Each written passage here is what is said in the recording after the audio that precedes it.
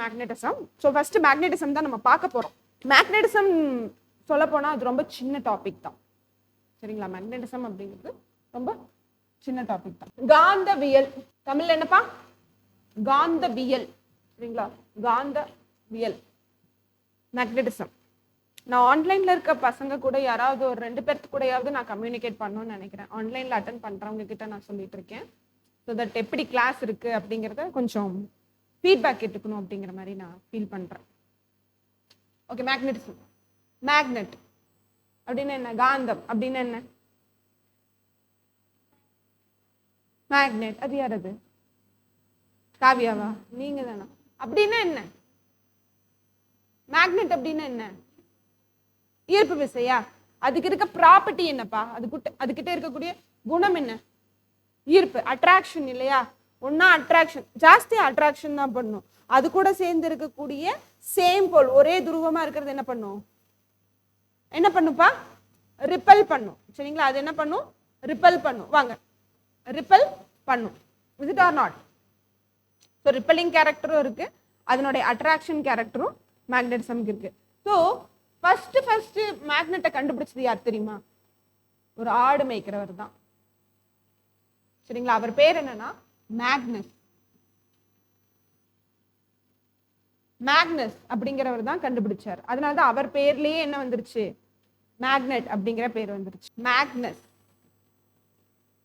இனிமே கிளாஸ்ல அங்க போய் உட்காந்துக்குவீங்கன்னு நான் நினைக்கிறேன். ஐ டூ திங்க் ஸோ. இல்ல காவியா? லாஸ்ட் ரோ ப்ரிஃபர் பண்ணி வச்சுக்கோங்க எல்லாரும். என்னென்ன பர்டிகுலர் மெட்டலுக்கு, மெட்டல்னா சரி ஒரு மெட்டீரியலுக்கு, சரிங்களா, பொருளுக்கு மேக்னெட்டிக் ப்ராப்பர்ட்டி இருக்கு, காந்தத்தின் பண்புகள் இருக்குன்னு நினைக்கிறீங்க? சொல்லுங்க பாப்போம். அப்படி கேட்கல நான். என்னென்ன மெட்டலுக்குன்னு கேட்டேன்ப்பா, உலோகம்க்கு. நான் கேட்கிற கேள்வி தெளிவா புரியுதா? மெட்டீரியல் அவருக்கு அந்த மாதிரி புரிஞ்சிருச்சு. நான் கேட்கறது என்னன்னா என்னென்னதுக்கு சொல்லுங்க, யாரோ சொல்ல வரீங்க? அயன். அயன். இரும்புக்கு இருக்கா? அப்புறம் கவனிச்சிங்களா ஸ்ரீனிவாஸ்? வேற என்ன சொல்ல? சாண்டுக்கு இருக்கா? சாண்டில் இருக்க அயன் கண்டென்ட் இருக்கு. சாண்ட்ல அயன் இருக்குமா? மண்ணுல வந்து இது இருக்குமாப்பா? இரும்பு இருக்குமா? இருக்கும். சரிங்களா? வேற நான் கேட்குற கேள்வி தெளிவா புரிஞ்சுக்கோங்க. எந்த எலமெண்ட் அப்படிங்கிறது தான் நான் மெட்டீரியல் அப்படின்னு கேட்டுட்டு இருக்கேன். புரிஞ்சுங்களா? அதுக்காக சாண்டு, பைக்ல இருக்க ஹாரன் அப்படிங்கிறது மாதிரி சொல்லக்கூடாது. அதுல இருந்து தான் இதை வந்து நம்ம எடுத்திருக்கோம். சரிங்களா? ஓகே, ஃபர்ஸ்ட் அயன் சொல்லிட்டீங்க. வேற கோபால் சொல்லலாமா? கோபால்ட்டுக்கு இருக்கு. நிக்கல். Cobalt, nickel. வேற என்னத்துக்கு இருக்குப்பா? அயனுக்கு. சரிங்களா? அயனுக்கு. இவங்க 3 பேர்த்துக்குமே என்ன ப்ராப்பர்ட்டி இருக்கு? மேக்னெட் இதுல இருந்து தான் ப்ரிப்பேர் பண்றாங்க. சரிங்களா? இதுக்கு உண்டான ப்ராப்பர்ட்டி இருக்கு. அவர் என்ன பண்ணியிருக்காருன்னா, அவர் ஷெப்பர்டுன்னு என்னப்பா? ஒரு ஆடு மேய்க்கிறவர். அவர் வந்து அந்த ஆடு மேய்க்கிற அந்த குச்சி வந்துட்டு ஒரு இரும்பு ராடால ஆனது. அது வந்து ஒரு இடத்துல உட்கார்ந்துருக்காரு, பாறை மேல உட்கார்ந்துருக்காரு. அந்த பாறை மேல அந்த இரும்பு ராட் வந்து அட்ராக்ட் ஆயிடுச்சு, ஒட்டிக்கிச்சு. அது மூலியமா தான் தெரிஞ்சிருக்காரு அது என்னது, அந்த பாறைக்கு வந்து என்ன குணம் இருக்கு, மேக்னெட்டிக் ப்ராப்பர்ட்டி இருக்கு அப்படின்னு சொல்லிட்டு, காந்தத்தின் குணம் இருக்கு அப்படின்னு சொல்லிட்டு இப்படிதான் கண்டுபிடிச்சாங்க. Now permanent magnet. ஸோ நிரந்தர காந்தம், பெர்மனன்ட் மேக்னெட், நிரந்தர காந்தம். ஃப்ரண்ட்டுக்கு வாங்கம்மா. அங்கே கம்ஃபர்டபுளா உட்காந்துக்கிறீங்களா? ஏன் இப்படி இருக்கீங்க? உங்க பேரு? அருணாஸ்ரீ. ஓகே. நீங்க காவியா தானே? இல்ல கவிதா. நீங்க தான் ரேவதி. ஓகே.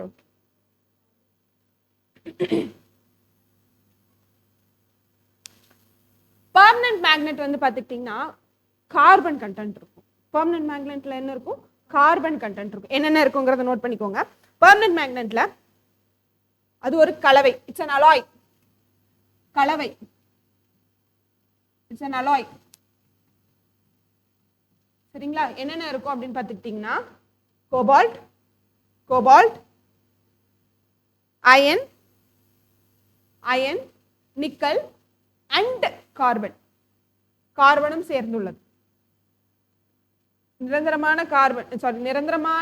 காந்தத்தில் என்னென்ன இருக்கு? நிரந்தர காந்தத்தில் என்னென்ன இருக்கு? Cobalt, iron, nickel, carbon. இந்த 4 உள்ளடக்கியது தான் இந்த கலவை தான் என்னது பெர்மனன்ட் மேக்னெட், அதாவது நிரந்தர காந்தம். So now coming to what is magnetic field. Magnetic field அப்படின்னா என்ன?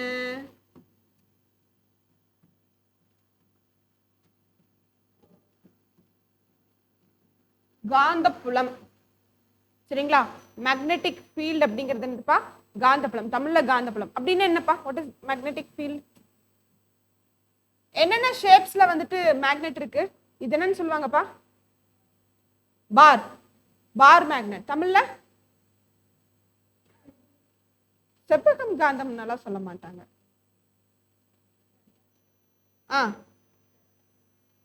என்னப்பா? ஆமா, சட்டகாந்தம் அப்படின்னு சொல்லுவாங்க. சரிங்களா? சோ இது வந்துட்டு நார்த் போல்பா. இது வந்து என்னப்பா? South pole. சரிங்களா? அதாவது வட துருவம் தென் துருவம் காந்தத்துல. இப்போ நார்த் அட்ராக்ட் ஆகுமா? நார்த் அட்ராக்ட் ஆகுமா? ஒரு சட்டகாந்த, ரெண்டு சட்டகாந்தத்துல அந்த இரு திசைகளும் ஒரே போல இருந்துச்சுன்னா அட்ராக்ட் ஆகுமா? இல்ல, ஆகுது. என்ன ஆகும்? விலகி செல்லும். அதே சமயத்துல மாறி மாறி இருக்கிறப்போ ஒரு பக்கம் வந்துட்டு நார்த், இன்னொரு பக்கம் வந்து சவுத் இருந்துச்சுன்னா என்ன ஆகும்?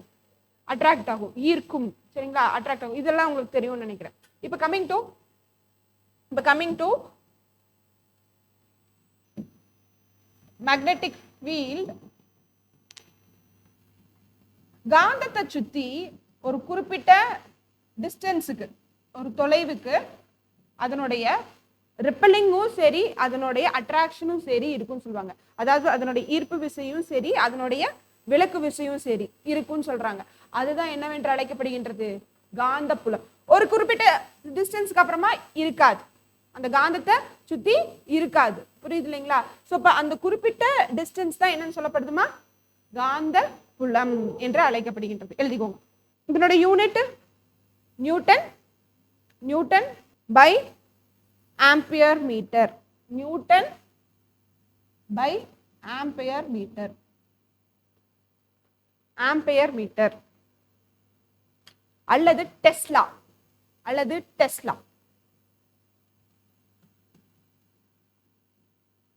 எதுக்கு? மேக்னெட்டிக் ஃபீல்டுக்கு. Magnetic force. அடுத்த கான்செப்ட் மேக்னெட்டிக் ஃபோர்ஸ். காந்த என்னதுப்பா? ஆமா, காந்த விசை. சரிங்களா? What is magnetic force? Definition எழுதிக்கோங்க. The magnetic lines of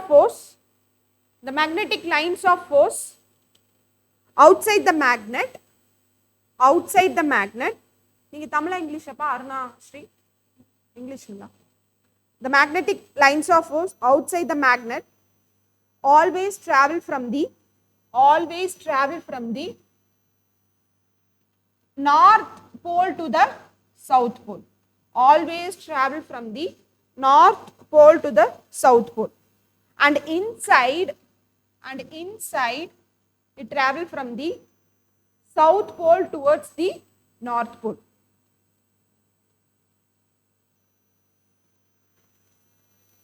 So magnetic force அப்படிங்கிறது என்னது? It's a force. சரிங்களா? எப்படி இருக்கும் இது? அந்த மேக்னெட்டிக் ஃபீல்ட் இருக்கு இல்லையா, அந்த மேக்னெட்டிக் ஃபீல்டே எதால தான் கிரியேட் ஆகுது? மேக்னெட்டிக் ஃபோர்ஸால தான் கிரியேட் ஆகுது. புரியுது இல்லைங்களா? காந்த விசை. தமிழ்ல எழுதிக்கோங்கப்பா. காந்த விசை கோடுகள் என்பது காந்தத்தை சுற்றி இருக்கக்கூடிய ஒரு குறிப்பிட்ட தூரம் வரை நீண்டிருக்கும். அவை நீண்டிருக்கும். காந்தத்திற்கு வெளியே அவை வடதுருவத்திலிருந்து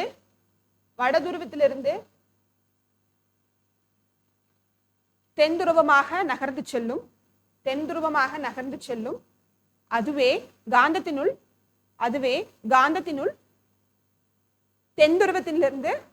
தென்துருவத்திலிருந்து வடதுருவத்தை நோக்கி செல்லும். நோக்கி செல்லும். புரியுதாமா? இந்த காந்த விசையினால் தான் என்ன உண்டாகின்றன? காந்த புலம் உண்டாகின்றது. புரியுது இல்லைங்களா? காந்த புலம் உண்டாகின்றது. ரொம்ப தூரமெல்லாம் போகாது, அது சுத்தி இருக்கக்கூடிய ஒரு குறிப்பிட்ட தூரம் வரை தான் இது இருக்கும். புரிஞ்சுச்சாமா? புரிஞ்சுச்சுங்களா?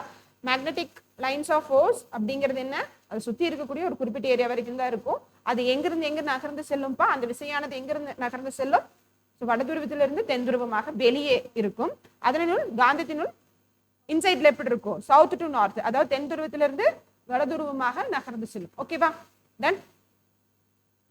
அடுத்தது மேக்னெட்டிக் இண்டக்ஷன். ஓகேவா?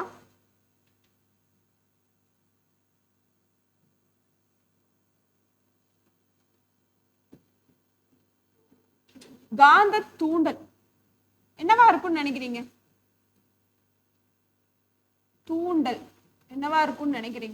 காந்த தூண்டல். What is magnetic induction? காந்த தூண்டல்னா என்ன? தூண்டல் இருக்கா? இண்டக்ஷன் இருக்கா? மேக்னெட்டிக் இண்டக்ஷன் இருக்கா? அப்படின்னு என்ன? கொஞ்சம் யோசிச்சு சொல்லுங்க.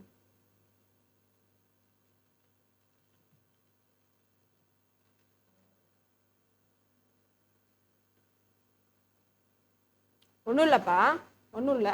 இப்போ மேக்னெட் இருக்கு, என்ன மாதிரி மேக்னெட் வேணா எடுத்துக்கலாம். ஒரு ரவுண்ட் ஷேப்ல இருக்க மேக்னெட்டு, பார் மேக்னெட்டு, சட்டகாந்தம், என்ன மேக்னெட் வேணா நம்ம எடுத்துக்கலாம். இப்போ இந்த மேக்னெட் இங்க இருக்கு அப்படின்னா அதனுடைய ஃபீல்டு இது வரைக்கும் வருமா? ஃபீல்டு புலம் இது வரைக்கும் வருமா? ஃபோர்ஸ், அதனுடைய லைன்ஸ் ஆஃப் ஃபோர்ஸ் இது வரைக்கும் வருமா? யோசிச்சு பாருங்க. இங்க இருக்குமாப்பா? இருக்குங்கிறீங்க. சரியா? இப்போ இங்க வந்த உடனே இந்த பர்டிகுலர் இடத்துக்கு இப்போ நீங்க ஒரு காந்தம் கொண்டு வரீங்க, வேற ஒரு காந்தம் கொண்டு வரீங்க, இல்லைன்னா ஒரு இரும்பு கொண்டு வரீங்க. சரிங்களா?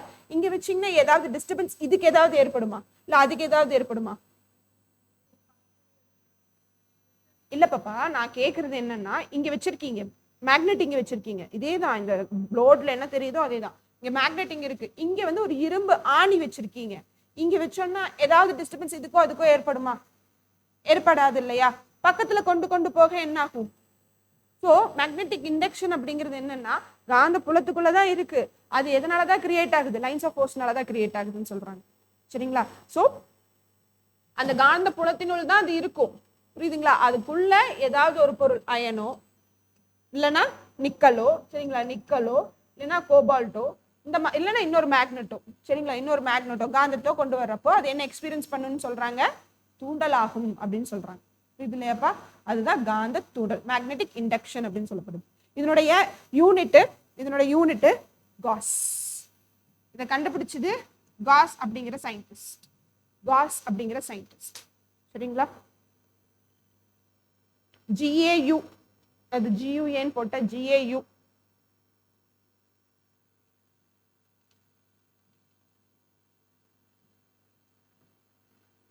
Cos.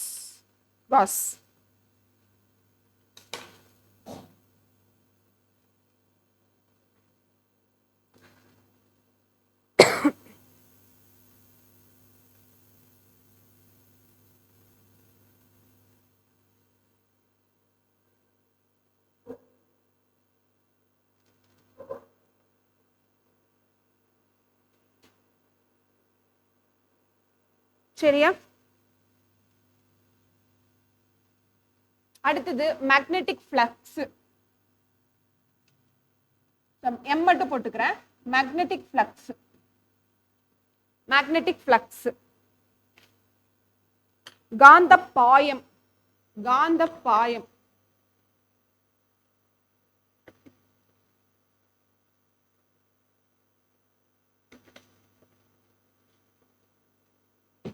The number of magnetic lines of force,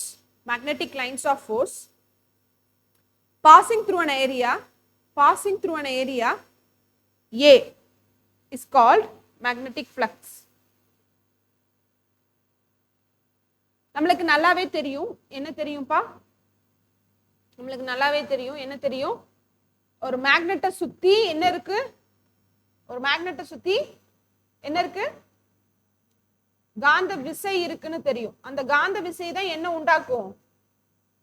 என்ன உண்டாக்கும்பா? காந்த புலத்தை உண்டாக்கும். சரிங்களா? திரும்ப திரும்ப சொல்லிட்டே இருக்கேன். காந்த புலம் அதாவது மேக்னெட்டிக் ஃபீல்டு, அதாவது மேக்னெட்டிக் ஃபோர்ஸ் தான் என்ன உண்டாக்குது? மேக்னெட்டிக் ஃபீல்டை உண்டாக்குது. சரிங்களா? இப்போ இவங்க என்ன சொல்றாங்கன்னா அட் எனி பாயிண்ட் ஏ, சரிங்களா, அட் எனி பாயிண்ட் ஏ, இந்த பாயிண்ட் ஏன்னு நம்ம எடுத்துக்கிறோம். சரிங்களா? அதுல எத்தனை லைன்ஸ் ஆஃப் ஃபோர்ஸ் போகுதோ அவ்வளவு ஃப்ளக்ஸ் இருக்குமா, காந்த பாயம் இருக்குமா? புரியுதா நான் என்ன சொல்ல வரேன்னு? ஒவ்வொரு மேக்னெட்டுக்கும் இப்போ வீக் மேக்னெட் இருக்கும், அதே ரொம்ப ஸ்ட்ராங் மேக்னெட் இருக்கும். ஸ்ட்ராங் மேக்னெட் நிறைய லைன்ஸ் ஆஃப் ஃபோர்ஸ் வரும். புரியுதா? இந்த பாயிண்ட் ஏல நம்ம வந்து எக்ஸாமைன் பண்ணி பார்த்தோம் அப்படின்னா நிறைய அதனுடைய என்ன இருக்கும், அதுகிட்ட நிறைய என்ன இருக்கும், மேக்னெட்டிக் ஃப்ளக்ஸ் இருக்கும். ஃப்ளக்ஸ்னா என்னன்னா அதுகிட்ட எந்த அளவுக்கு ஸ்ட்ரென்த் ஜாஸ்தி இருக்குங்கிறதா அர்த்தம். புரியுது இல்லைங்களா? மேக்னெட்டிக் ஃபீல்டுக்குள்ளேயே தான் லைன்ஸ் ஆஃப் ஃபோர்ஸ் வந்துட்டு எவ்வளவு ஜாஸ்தி இருக்கு, அதுக்கு விசைகள் எவ்வளவு அதிகமாக இருக்கு, அதனுடைய ஃபோர்ஸ் எந்த அளவுக்கு இருக்கு அப்படிங்கறது சொல்றது என்னப்பா? பாயம். சரிங்களா? மேக்னெட்டிக் ஃப்ளக்ஸ்ன்னு சொல்லப்படுது. புரியுதாமா? புரியுதுங்களா? இது எப்படி வந்துட்டு ரெப்ரசென்ட் பண்றாங்கன்னா ஃபை அப்படிங்கிற மாதிரி ரெப்ரசென்ட் பண்றாங்க. சரிங்களா? ஃபை இப்படிதான் சொல்லணும், ஃபை அப்படின்னு சொல்றாங்க. இதனுடைய யூனிட் வந்து வெபர். இது ஒரு சயின்டிஸ்ட் தான், வெபர். சயின்டிஸ்ட் பேர் எழுதணும் அப்படின்னா எல்லாமே ஸ்மால் லெட்டர்ல எழுதணுமா? ஃபர்ஸ்ட் லெட்டர் மட்டும் தான் கேபிட்டல் எழுதணும். ஃபுல்லா எழுதணும்னா எல்லாமே ஸ்மால் எழுதணும். சரியா? ஓகேம்மா. So different type of magnets. So diamagnetic, paramagnetic, இன்னொன்னுமா ஃபெரோமேக்னெட்டிக். எழுதிக்கோங்க. இதுல இருக்கிறது எல்லாம் எழுதணும்னு தேவையில்லை. இதுல இருக்கிறது எல்லாமே எழுதணும்னு தேவையில்லை. டயா, பாரா, ஃபெரோ. அதாவது இது எல்லாமே ஒவ்வொரு பொருள் தான். சரிங்களா? இது எல்லாமே என்னன்னு சொல்றாங்க? ஒவ்வொரு பொருள் தான், சம் மெட்டீரியல். ஓகேவா? எடுத்துக்காட்டுக்கு பார்த்துக்கோங்க. ஆன்டிமனி கொடுத்துருக்காங்க, பிஸ்மத் கொடுத்துருக்காங்க, காப்பர் கொடுத்துருக்காங்க, கோல்டு கொடுத்துருக்காங்க. ஸோ நம்ம வந்து இதுல இருக்கிற எக்ஸாம்பிள்ல நம்ம காப்பர் எடுத்துக்கலாம். சரியா? காப்பர், செம்பு எடுத்துப்போம். இப்போ இந்த செம்பு வந்து பார்த்துக்கிட்டிங்கன்னா மேக்னெட்டிக் ஃபீல்ட்ல கொண்டு போய் வச்சிங்கன்னா என்ன ஆகும்னு சொல்றாங்க? ரிப்பல் ஆகும்னு சொல்றாங்க. என்ன ஆகும்பா? ரிப்பல் ஆகும். அந்த மேக்னெட்டிக் ஃபீல்டுக்கும் அதுக்கும் எந்த விதமான சம்பந்தமும் இல்லை அப்படிங்கிற மாதிரி ரிப்பல் ஆயிடும். புரியுதா? ஸோ அதுதான் இந்த டயக்ராம். அதுதான் இந்த டயக்ராம். இங்க என்ன கொடுத்துருக்காங்க? What is this? இது வந்துட்டு மேக்னெட்மா. சரிங்களா? அதே இடத்துல அந்த பொருளை கொண்டு போய் நம்ம வைக்கும் பொழுது, சரிங்களா, அந்த பொருளை கொண்டு போய் வைக்கும் பொழுது என்ன ஆகும்பா? அந்த மேக்னெட்டிக் ஃபீல்டுக்கும் அதுக்கும் சம்பந்தம் இல்லாம எல்லாமே பிரிஞ்சு போகும், ரிப்பல் ஆகி போகும்னு சொல்றாங்க. எடுத்துக்காட்டு என்ன?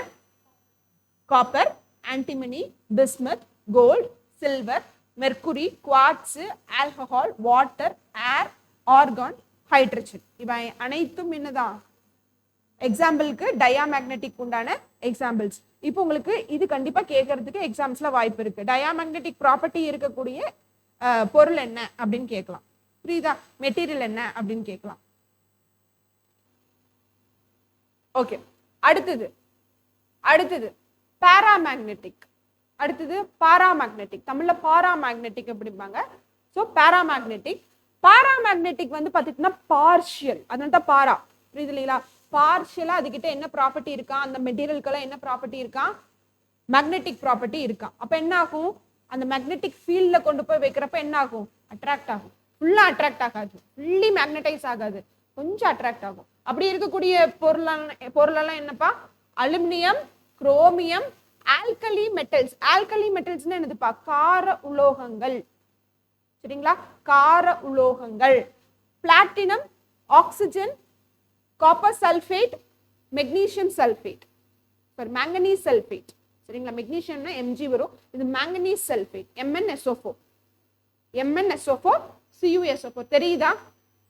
CuSO4, Mn. சரி, அடுத்தது என்னப்பா? தெரியலையா? கேமரா இருக்கிறனால தெரியலையா? அதான் அங்க வந்துருங்க அப்படின்னு. சரி, அடுத்தது ஃபெர்ரோமேக்னெட்டிக். ஃபெர்ரோமேக்னெட்டிக் அப்படிங்கிறவங்க எப்படி இருப்பாங்களா? Ferromagnetic substance are strongly attracted by the applied magnetic field. அதாவது காந்தப்புலம் இருக்கும் இடத்தில் இந்த ஃபெர்ரோமேக்னெட்டிக் பொருட்களானது, அதாவது அதனுடைய பொருட்களானது என்ன ஆகும்பா? முழுமையாக ஈர்க்கப்படும். முழுமையாக ஈர்க்கப்படும். எடுத்துக்காட்டுக்கு iron, cobalt, nickel, steel is made up of what அப்படின்னு சொல்லிட்டு எனக்கு இப்போ பார்த்தீங்கனாலும் ஓகே, இல்லைன்னா பிரேக்ல பார்த்து சொல்றீங்க அப்படின்னாலும் ஓகே. ஸ்டீலு, அப்புறம் வந்துட்டு கெடோலினியம். சரியா, கெடோலினியம். இப்போ எலக்ட்ரிசிட்டி.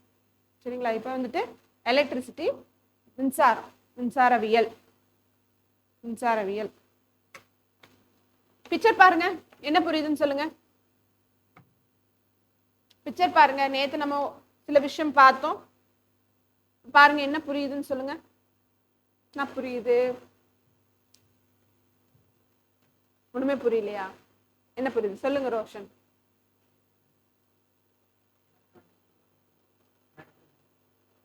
எலக்ட்ரான்ஸ் ப்ளோ ஆகுது, அதனால லைட் எரியுதா? அது மட்டும் தான் புரியுதா? லைட் எரியுது அப்படிங்கிறது புரியுதா? ஸோ இங்க கவனிங்க, இது என்னன்னு சொல்லுவாங்க அப்படின்னா, இது வந்து ஆக்சுவலி இது பேட்டரி, இது உங்களுக்கு தெரியும் இல்லையா, பேட்டரின்னு தெரியும். இது என்னமா, ஹை பொட்டன்ஷியல் இடம்னு சொல்லுவாங்க, அதாவது அதிக மின்னழுத்தம் கொண்டது. ஹை பொட்டன்ஷியல், அதிக மின்னழுத்தம் கொண்ட இடம். ஒரு பேட்டரியில பாசிட்டிவ் டெர்மினல் வந்து என்னன்னு சொல்லுவாங்க, அதிக மின்னழுத்தம் கொண்ட இடம்னு சொல்லுவாங்க. இது வந்துட்டு லோ பொட்டன்ஷியல். சரிங்களா, இது வந்துட்டு லோ பொட்டன்ஷியல், அதாவது குறைந்த மின்னழுத்தம் கொண்ட இடம். ஓகேவா? எப்பவுமே கரண்ட் வந்துட்டு எங்கிருந்து மூவ் ஆகும் அப்படின்னு பார்த்துக்கிட்டீங்கன்னா, கரண்ட் அப்படிங்கிறது ஃபர்ஸ்ட் ஆஃப் ஆல் என்ன, ஃப்ளோ ஆஃப் எலக்ட்ரான்ஸ்னு நேத்தே சொல்லிட்டேன். என்ன சொன்னப்பா, எலக்ட்ரான்களின் நகர்வினால் உண்டாவதுதான் என்னது, மின்சாரம். சரிங்களா, அவை எங்கிருந்து உண்டாகும், எங்கிருந்து போகும் அப்படின்னு பார்த்தோம் அப்படின்னா, லோ பொட்டன்ஷியல் இருந்து போகும். சரியா, எங்கிருந்து போறது, ஃப்ளோ ஆஃப் எலக்ட்ரான்ஸ் வந்துட்டு லோ பொட்டன்ஷியல் இருந்து ஹை பொட்டன்ஷியலை நோக்கி போகும். ஆனா கரண்ட் ஃப்ளோ அதனோட ஆப்போசிட் டைரக்ஷன்ல போகும். புரியுதா? எலக்ட்ரான்ஸ்னால தான் உங்களுக்கு உண்டாகுது, எது உண்டாகுதுமா, எலக்ட்ரிசிட்டி உண்டாகுது. ஆனா எலக்ட்ரான்ஸ் ஒரு டைரக்ஷன்ல போகும், அதே சமயத்துல கரண்ட் வந்துட்டு அதனோட ஆப்போசிட் டைரக்ஷன்ல போகும். கரண்ட் அப்படிங்கிறது, அதாவது மின்சாரம் என்பது அதிக மின்னழுத்த இடத்திலிருந்து குறைந்த மின்னழுத்த இடத்திற்கு நோக்கி செல்லும். சரிங்களா, அதே சமயத்தில் எலக்ட்ரான்கள் எங்கிருந்து செல்லும், குறைந்த மின்னழுத்தத்திலிருந்து அதிக மின்னழுத்தத்திற்கு நோக்கி செல்லும். இவை இரண்டும் வெவ்வேறு திசையில், அதாவது ஆப்போசிட் டைரக்ஷன்ல போவாங்க. வெவ்வேறு திசையில் அப்படின்னா என்னது, அதற்கும் இதற்கும் அப்படியே குறுக்க போகிற மாதிரி போவாங்க. சரிங்களா, எழுதிக்கோங்க, இந்த டயக்ராம் போட்டுக்கோங்க. பொட்டன்ஷியல் அப்படின்னா மின் அழுத்தம். சரிங்களா, எப்பெல்லாம் ஒரு பொருள் வந்து எலக்ட்ரிக்கலி சார்ஜ் ஆகும், எப்பெல்லாம் ஒரு பொருள் வந்து எலக்ட்ரிக்கலி சார்ஜ் ஆகும் சொல்லுங்க. கேள்வி புரியல? சரி, இப்போ ஒரு எதுமா, H2O, இது என்னது, what is H2O Revathi? H2O ன்னா என்னங்க, ஹைட்ரஜனா, வாட்டர். ஹைட்ரஜனும் இருக்காங்க, ஆக்சிஜனும் இருக்காங்க, இது சேர்ந்தது என்னப்பா, வாட்டர். சரியா, எல்லாரும் தூங்காதீங்க, ஃபர்ஸ்ட் முடிச்சுக்கோங்க எல்லாரும், நல்லா அப்படியே அப்படி கணக்கில் அடிச்சுக்கோங்க. ஸோ இது என்னதுமா, வாட்டர். சரியா, வாட்டர் வந்துட்டு எலக்ட்ரிசிட்டியை கண்டக்ட் பண்ணுமா? கண்டக்ட்னு என்ன அர்த்தம், what is mean by conduct? கண்டக்ட்னு என்னப்பா, கடத்துமா,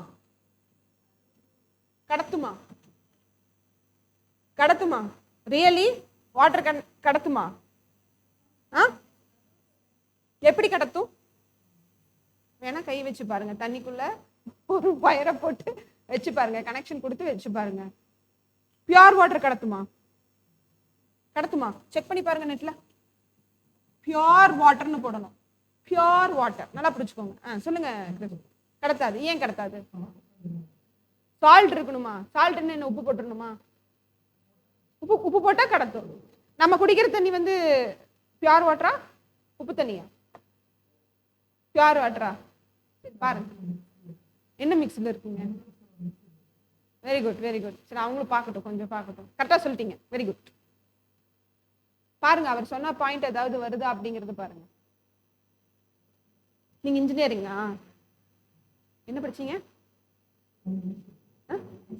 ஈஸி, ஓகே, அதான் விஷயம் தெரிஞ்சு. வேற யாரும் எலக்ட்ரிக்கல் இங்க இருக்கீங்களா? ஐ திங்க் பாக்கியலட்சுமியா, பாக்கியலட்சுமி தானே உங்க பேரு? Oh my god, Shanmugapriya. Pure water கடத்தும்னு சொன்னீங்க பாருங்க, செக் பண்ணி பாருங்க. இதுல ஒரு விஷயம் இருக்குப்பா, அதனால தான் பார்க்க சொல்றேன். பாருங்க பாருங்க, நம்மளுக்கு டைம் இருக்கு.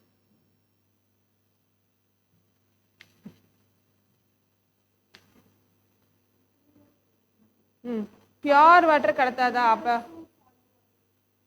ஸோ பியூர் வாட்டர், அப்ப நம்ம குடிக்கிற தண்ணி பியூர் வாட்டரா?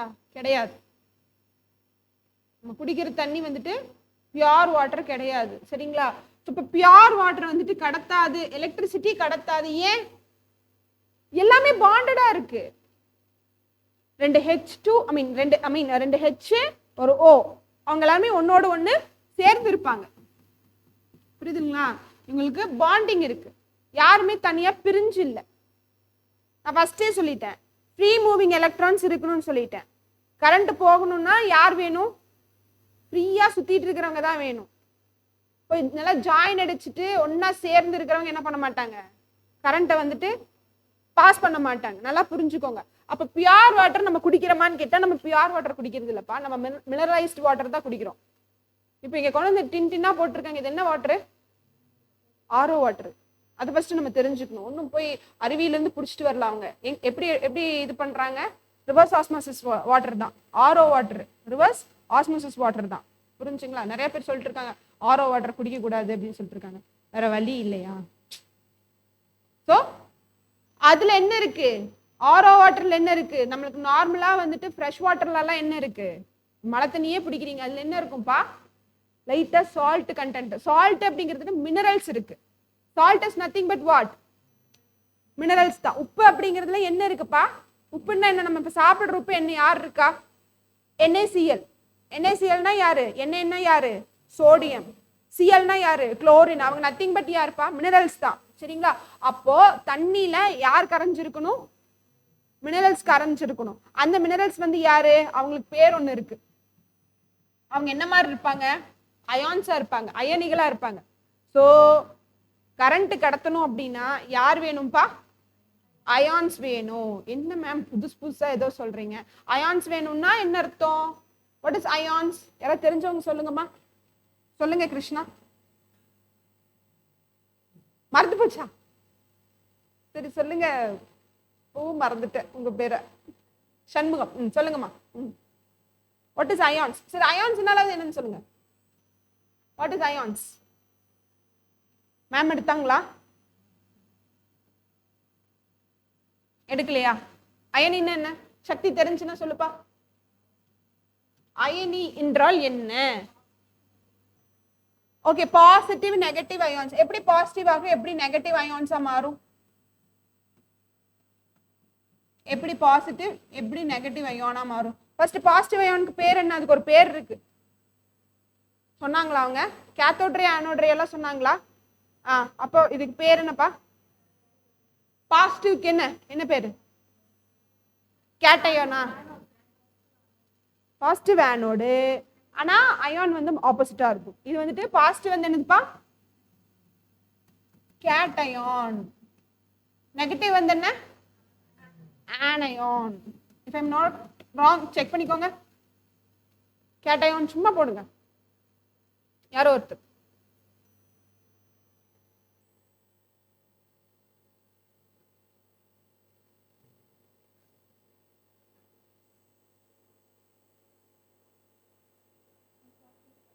ஆனா ஆனா ரே வந்து என்னப்பா? கேத்தோட் ரே அப்படிங்கிறது என்னது? கேத்தோட் ரே அப்படிங்கிறது என்னதுப்பா? என்ன ரெப்ரசன்ட் பண்ணும்? நெகட்டிவ் ரெப்ரசன்ட் பண்ணும். அதே ஆனோட் ரே என்ன ரெப்ரசன்ட் பண்ணும்? ரேன்னா என்னப்பா? கதிர் தான். ஒன்றும் பெரிய விஷயம்லாம் இல்லை, கதிர். ஓகேவா? இது என்னது? பாசிட்டிவ் ரெப்ரசன்ட் பண்ணும். ஆனா அயான் வந்து அப்படியே மாத்தி இருக்கும். அயனி வந்துட்டு அப்படியே மாத்தி இருக்கும். சரி கவனிக்கலாம், கவனிப்போமா? இப்போ நம்ம ஒரு எக்ஸாம்பிள் நம்ம எடுத்துப்போம், சரியா? என்ன அயனை எடுத்துக்கலாமா? அயனுடைய அட்டாமிக் நம்பர் என்ன? அயனுடைய அட்டாமிக் நம்பர் என்ன பார்த்து சொல்லுங்க. அயனுக்கு 7.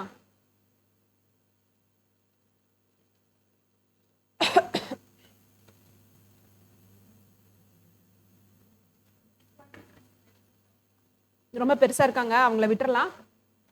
சோடியம் குளோரைட், நான் உங்ககிட்ட உப்பு சொன்னேன் இல்லையா, மினரல்னு சொன்னேன் இல்லையா, NaCl. ஏன்னா நம்மளுடைய புக்ஸ்லாம் அதிகமா இருக்கக்கூடிய ஒரு பெரிய ஒரு எக்ஸாம்பிளா அவங்களே எடுக்கக்கூடியது தான் எடுப்பாங்க, NaCl தான் எடுப்பாங்க. ஸோ Na உடைய அட்டாமிக் நம்பர் பாருங்க, Cl உடைய அட்டாமிக் நம்பர் பாருங்க. அட்டாமிக் நம்பர்னா என்னப்பா? What is atomic number? பார்த்து சொல்லுங்க. 11, very good. 17. Okay. So atomic number of இதுக்கு 11, இதுக்கு என்னமா 17. குளோரினுக்கு வந்துட்டு 17. உங்களுக்கு இதனுடைய எலக்ட்ரானிக் கான்ஃபிகரேஷன் போட தெரியுமா? சொல்லி கொடுத்தாங்களா? சொல்லி தரலையா? எலக்ட்ரானின் அமைவு சொல்லி கொடுத்தாங்களா? உங்களுக்கு தெரியுமா? மேம் சொன்னாங்களான்னு கேட்டேன். இல்லையா? ஆமா, ஷெல் போடுறது தான். சொன்னாங்களா? ஃபர்ஸ்ட் செல் எத்தனை வரும்? சோ நடுவுல யார் இருக்கா? புரோட்டான்ஸும், அதைத்தான் நம்ம என்ன சொல்லுவோம், நேத்தே நம்ம பார்த்தோம், நியூக்ளியான்ஸ் அப்படிங்கறது நம்ம பார்த்தோம். ஸோ யார் இருக்காங்க? புரோட்டான்ஸ் இருக்காங்க, நியூட்ரான்ஸ் இருக்காங்க. ஸோ புரோட்டான் எத்தனை இருக்கும்? சோடியம்க்கு சோடியம் தானப்பா இது. இது நம்ம சாரி குளோரின். ஸோ இங்க எத்தனை புரோட்டான் இருக்கும் சோடியம்ல? 11 தான் இருக்குமா? ஷாரா? 11 தான் இருக்குமா? ஆமா. இங்க பாருங்க, குழம்பாதீங்க, நான் குழப்புற மாதிரி தான் நான் உங்களை கேட்டுட்டு இருக்கேன். அதாவது நல்லா புரிஞ்சுக்கோங்க, அட்டாமிக் நம்பர் அப்படின்னு கேட்டா, சரிங்களா, அணு எண் கேட்டா ஒன்னா புரோட்டானின் எண்ணிக்கைன்னு சொல்லணும், இல்லைன்னா எலக்ட்ரானின் எண்ணிக்கை. ஏன்னா இவங்க ரெண்டு பேருமே மாறவே மாட்டாங்க, சரிங்களா. Either what, number of protons or number of electrons. இப்போ ஃபார் எக்ஸாம்பிள் ஹைட்ரஜனுக்கு அட்டாமிக் நம்பர் என்னப்பா? 1. அப்ப அங்க எத்தனை புரோட்டான் இருக்கும்? 1. எத்தனை எலக்ட்ரான் இருக்கும்? 1 இருக்கும். இப்போ அட்டாமிக் நம்பர் ஆஃப் சோடியம் என்ன? சோடியம் என்ன ஸ்ரீனிவாஸ்? 11. அப்ப எத்தனை புரோட்டான் இருக்கும்? 11 புரோட்டான் இருக்கும், 11 எலக்ட்ரான் இருக்கும். புரிஞ்சுச்சுங்களா? அப்ப எத்தனை இருக்கும்? 11 இருக்கும், சரிங்களா. சோ அப்போ ஃபர்ஸ்ட் செல், சரியா, ஃபர்ஸ்ட் செல்ல எத்தனை அகாமடேட் பண்ண முடியும்? 2. Very good. சோ ஃபர்ஸ்ட் செல்ல 2. ஃபர்ஸ்ட் செல் பேர் என்ன? கேஷ். Very good. ஃபர்ஸ்ட் செல் பேர் வந்துட்டு கே. செகண்ட் செல்ல 8. சோ இங்க எத்தனை இருக்காங்க? ஃபர்ஸ்ட்ல 2, அப்புறமா 8, பேலன்ஸ் 7. 11 லெவலுமா? ஃபர்ஸ்ட் 2, அப்புறம் 8, அப்புறம் 1, சரியா. சோ அப்ப இங்க எத்தனை வரும்? 8 வரும். 1 2 3 4 5 6 7 8. கேக்கு அப்புறமா என்ன ஷெல்லு பேர் என்ன? எல். தேர்ட் செல்ல கேஎல் என்ன செல்லு? வெரி குட், எம் செல். இங்க எத்தனை? 1.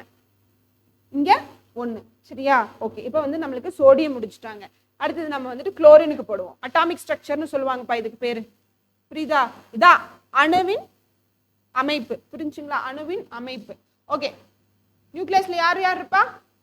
Proton, neutron. நியூட்ரான் எண்ணிக்கை தேவையில்லை, சரிங்களா, அது மாறுபட்டுக்கிட்டே இருக்கும். ஸோ இங்க எத்தனை புரோட்டான் இருப்பாங்க குளோரினுக்கு? 17. ஷாரா? சரி, ஓகே.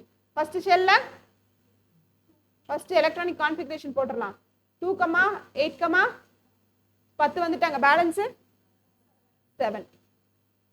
ஸோ இங்க வந்துட்டு எத்தனை பேர் இருப்பாங்கப்பா? 1 2. செகண்ட் செல்ல 8. ஸோ சும்மாவே நான் 8ன்னு போட்டேன், ஓகேவா. அடுத்தது தேர்ட்ல 7. இப்போ இவங்கள அயான்ஸ் சொல்றாங்க. எப்படி அயான்ஸ் சொல்றாங்க?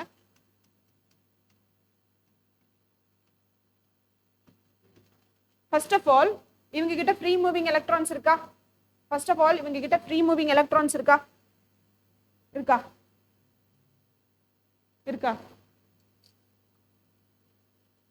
அதை ஃபர்ஸ்ட் புரிஞ்சுக்கணும்.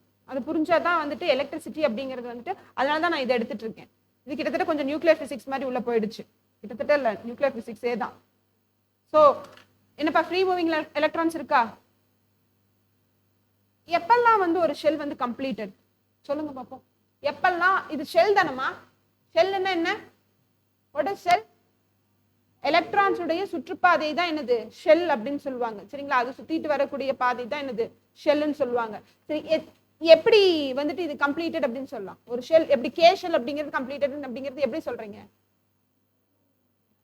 கே ஷெல்ல எவ்வளவுதான் அகாமடேட் பண்ண முடியும்? 2 தான் பண்ண முடியும். அதுக்கு மேல அது எடுத்துக்காது. எத்தனை தான் எடுத்துக்கும்? அது 2 தான் எடுத்துக்கும். புரியுது இல்லைங்களா? அதே போல எல் ஷெல் எத்தனை அகாமடேட் பண்ணும்? 8. அதே சமயத்துல அதுக்கு அடுத்து இருக்கிறவங்க தேர்ட்ல எம்ல வெரி குட் 18. அதனால 18 எலக்ட்ரான்ஸ் வந்து அகாமடேட் பண்ணிக்க முடியும். எங்க? மூணாவது இருக்கக்கூடிய எம். அதே சமயத்துல கேஎல் எம் எண்ணுக்கு ஃபோர்த் செல்ல 32. எல்லாமே எப்படிப்பா சொல்றோம்? 2 பவர் n அப்படிங்கிற ஒரு ஃபார்முலா இருக்கு இதுக்கு. சரிங்களா? அகாமடேஷன் அப்படிங்கிறப்போ 2 பவர் 1ன்னா 2, 2 பவர் 2ன்னா சொல்லுங்க. சோ இதுக்கு ஒரு ஃபார்முலா இருக்கு. சரிங்களா? சொல்லுங்கம்மா. Sorry 2n square. So 2 into n square அப்படிங்கிற மாதிரி வரும். ஸோ அப்போ 2 இன்டூ n ஸ்கொயர் அப்படிங்கிறப்ப என்ன வரும்? ஃபர்ஸ்ட்டுக்கு 1 ஸ்கொயர் என்னதுமா? 1 தான். ஸோ அப்போ ஃபர்ஸ்ட் ஷெல்லுக்கு 2. இந்த ஃபார்முலாவை யூஸ் பண்ணி 2, 8, 18, 32 அப்புறமா என்னப்பா 50, 54. சரிங்களா? 54 50. ஸோ அதனுடைய கால்குலேஷன் பார்த்துக்கோங்க. இப்படிதான் அதனுடைய அகாமடேஷன் வந்துட்டு வரும். புரியுது இல்லைங்களா? ஆனா இங்க பார்த்துக்கிட்டீங்கன்னா 7 தான் இருக்கு. கம்ப்ளீட்டடா இருக்கா? தேர்ட் ஷெல் எவ்வளவு போட முடியும்? 18 போடுற அளவுக்கு அதுக்கு கெப்பாசிட்டி இருக்கு. ஆனா இங்க எவ்வளவு தான் இருக்கு? 7 தான். ஸோ இப்போ இந்த 7 வந்துட்டு நாட் ஃபுல்லி கம்ப்ளீட்டட். அதே மாதிரி தான் இங்க தேர்ட் ஷெல்லையும் ஒன்று வந்துட்டு நாட் ஃபுல்லி கம்ப்ளீட்டட். இப்போ ஒரு விஷயம் இருக்கு. ஒன்னா அந்த எலக்ட்ரானிக் கான்ஃபிகரேஷனுக்கு தகுந்த மாதிரி முழுமையான எண்ணிக்கையில் இருக்கக்கூடிய எலக்ட்ரான்ஸ் இருந்துச்சுன்னா அந்த ஷெல் வந்து ஃபுல்லி கம்ப்ளீட்டட். புரிஞ்சு இல்லைங்களா? இந்த கடைசியா இருக்கக்கூடிய ஷெல் என்னன்னு சொல்லுவாங்கன்னா பேலன்ஸ் ஷெல் அப்படின்னு சொல்லுவாங்க. என்ன சொல்லுவாங்க? பேலன்ஸ் ஷெல் அப்படின்னு என்ன அர்த்தம்? இணைத்திறன் செல் அப்படின்னு சொல்லுவாங்க. இணைத்திறன்னா அவங்க தான் ஜாயின் ஆவாங்க. யார் கூட? மற்ற ஆட்டம்கள் கூட, மற்ற எலமெண்ட் கூட அவங்க தான் ஜாயின் ஆவாங்க. யார் ஜாயின் ஆவாங்க? எலக்ட்ரான் ஜாயின் தான் ஆகும். புரிஞ்சுக்கணும் ஃபர்ஸ்ட். ஓகேவா? கவனிங்க. இப்போ இங்க வந்து பாத்துக்கிட்டீங்கன்னா இங்க சோடியமுக்கு வந்து பாத்துக்கிட்டீங்கன்னா 3 ஷெல் இருக்கு. அப்ப KLM அப்படின்னு சொல்லிட்டு 3 இருக்காங்க.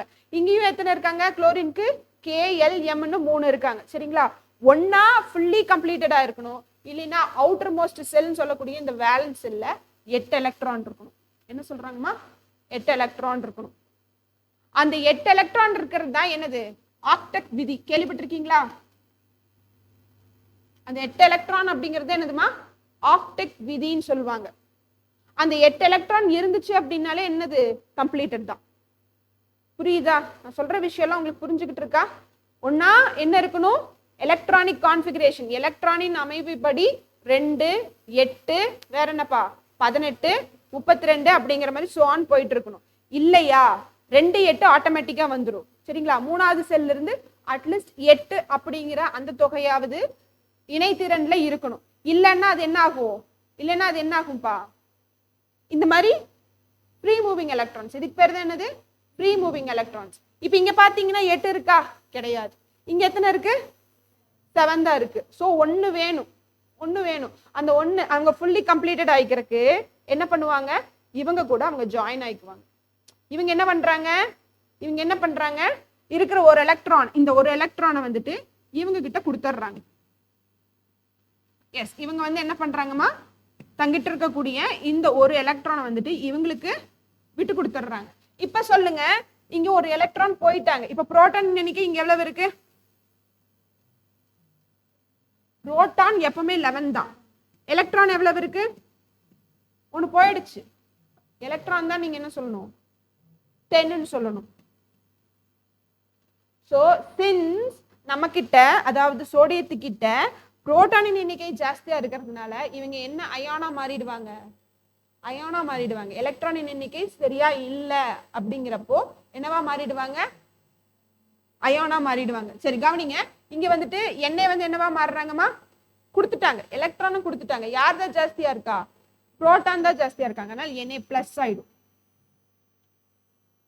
இதுதான் அயான், அயனியா மாறுறதுன்னு அர்த்தம். இந்த அயான்ஸ் தான் என்ன பண்ணும்? எலக்ட்ரிசிட்டியை கண்டக்ட் பண்ணும். புரிஞ்சுச்சுங்களா? இப்ப கவனிக்கலாம், அங்க கவனிச்சுங்க, அப்புறமா ஃபுல்லா எழுதிக்கோங்க. சரிங்களா?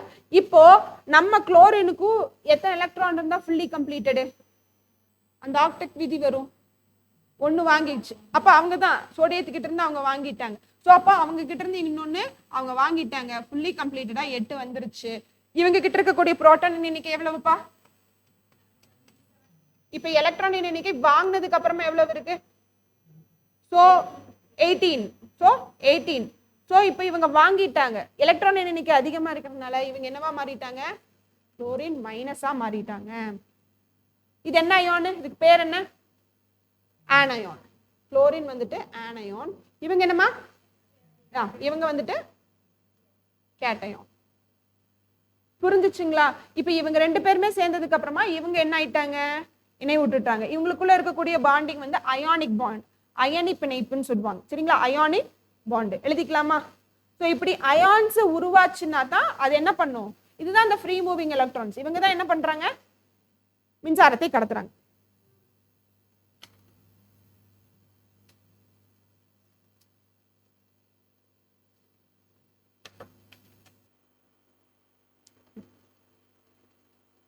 ஓகே, அடுத்தது வந்துட்டு எந்தெந்த பொருள் வந்துட்டு எலக்ட்ரிசிட்டி கண்டக்ட் பண்ணும், எந்தெந்த பொருள் வந்துட்டு கடத்தாது அப்படிங்கிறதுல. சரிங்களா?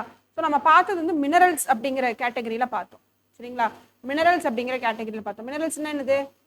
கனிமங்கள், அதாவது உப்புக்கள். உப்புக்கள் அப்படிங்கிற மாதிரி அது அயானிகளாக வந்து மாறினா மட்டும்தான் என்ன பண்ணும்? அது வந்துட்டு மின்சாரத்தை கடத்தும். சரிங்களா? மின்சாரத்தை கடத்தும். இப்போ இங்க வந்துட்டு என்னென்ன பொருள் வந்துட்டு மின்சாரத்தை கடத்தும் அப்படிங்கிறப்போ, கடத்துற பொருளுக்கு பேர் வந்துட்டு கண்டக்டர்னு சொல்லுவாங்க. கடத்து பொருள், தமிழ்ல என்ன பேர்? அதுக்கு கடத்து பொருள். அதே சமயத்துல இதுக்கு பேர் என்னன்னா செமி கண்டக்டர் அப்படின்னா குறை கடத்திகள். சம்டைம் கடத்தும், சம்டைம் கடத்தாது. சரிங்களா? இது வந்துட்டு என்னன்னா காப்பு பொருள்னு சொல்லுவாங்க. சரிங்களா? கடத்தா பொருள்னு சொல்லுவாங்க. மின்சாரத்தை கடத்தா பொருள்னு சொல்லுவாங்க. இந்த மாதிரி 3 விஷயம் இருக்கு. அதை மட்டும் ஹெட்டிங்கா போட்டுக்கோ, நான் சொல்றேன்.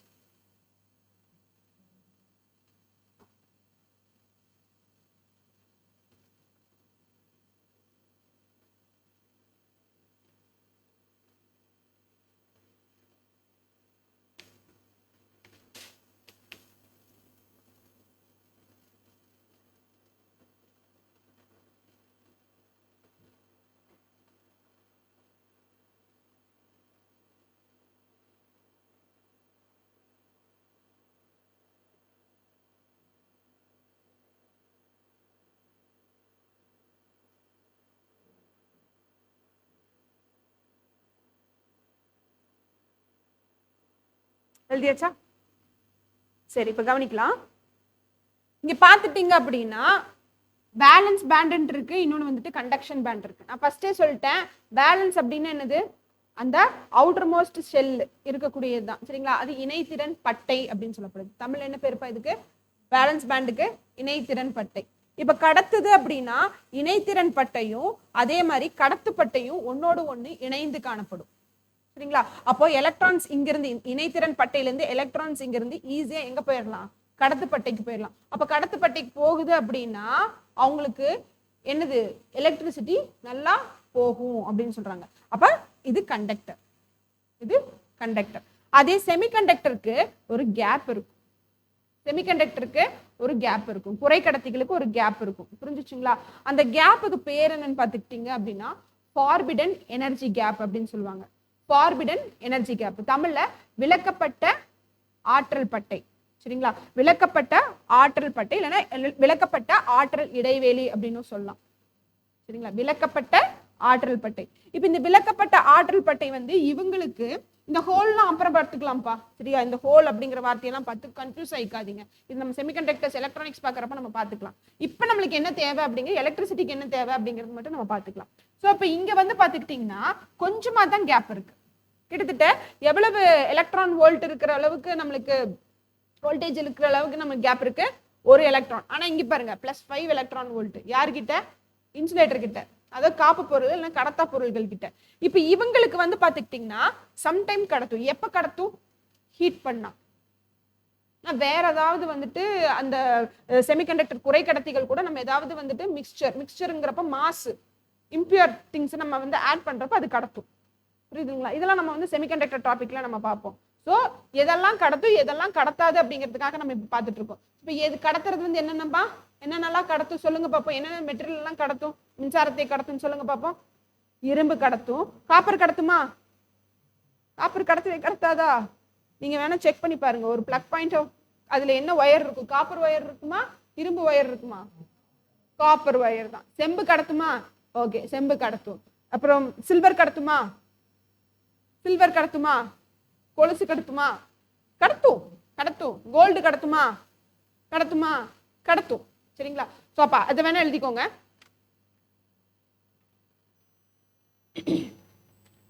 கண்டக்டர்ஸ் கண்டக்டர்ஸ் வந்து பார்த்துக்கிட்டிங்கன்னா carbon, mercury, iron, aluminium, copper, silver. இதுல இந்த காப்பர், சில்வர் இவங்கெல்லாம் வந்து சூப்பர் கண்டக்டர்ஸ். அவங்களா யாருப்பா? Super conductors. மீக்கடத்திகள் சரிங்களா? காப்பர் யாரு? சில்வர் எல்லாம் மீக்கடத்திகள், இன்க்ளூடிங் கோல்டும் தான். அப்படின்னு என்ன அர்த்தம்? மின்சாரம் ரொம்ப ஃபாஸ்டா போகும். மின்சாரம் கரண்ட் வந்துட்டு அதுல ரொம்ப விரைவா வந்துட்டு போகும். புரிஞ்சுதாமா? இப்போ உங்களுக்கு நல்லாவே புரிஞ்சிருக்கும்.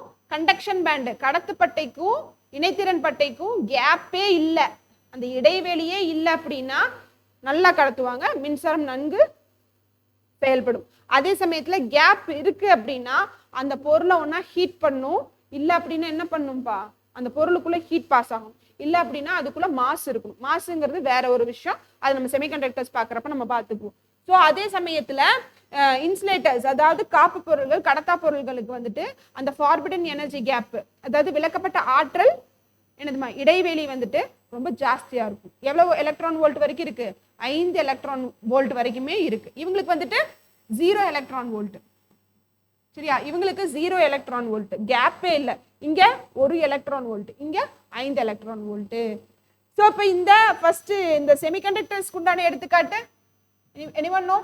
குறைக்கடத்திகளுக்கு சிலிகான், சிலிகான், ஜெர்மானியமா?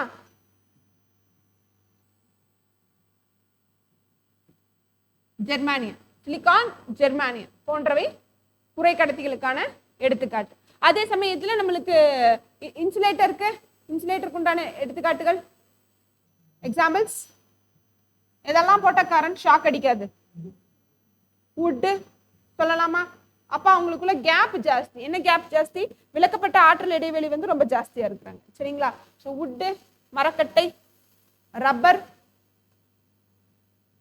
பிளாஸ்டிக் சொல்லலாமா? எலக்ட்ரிக்.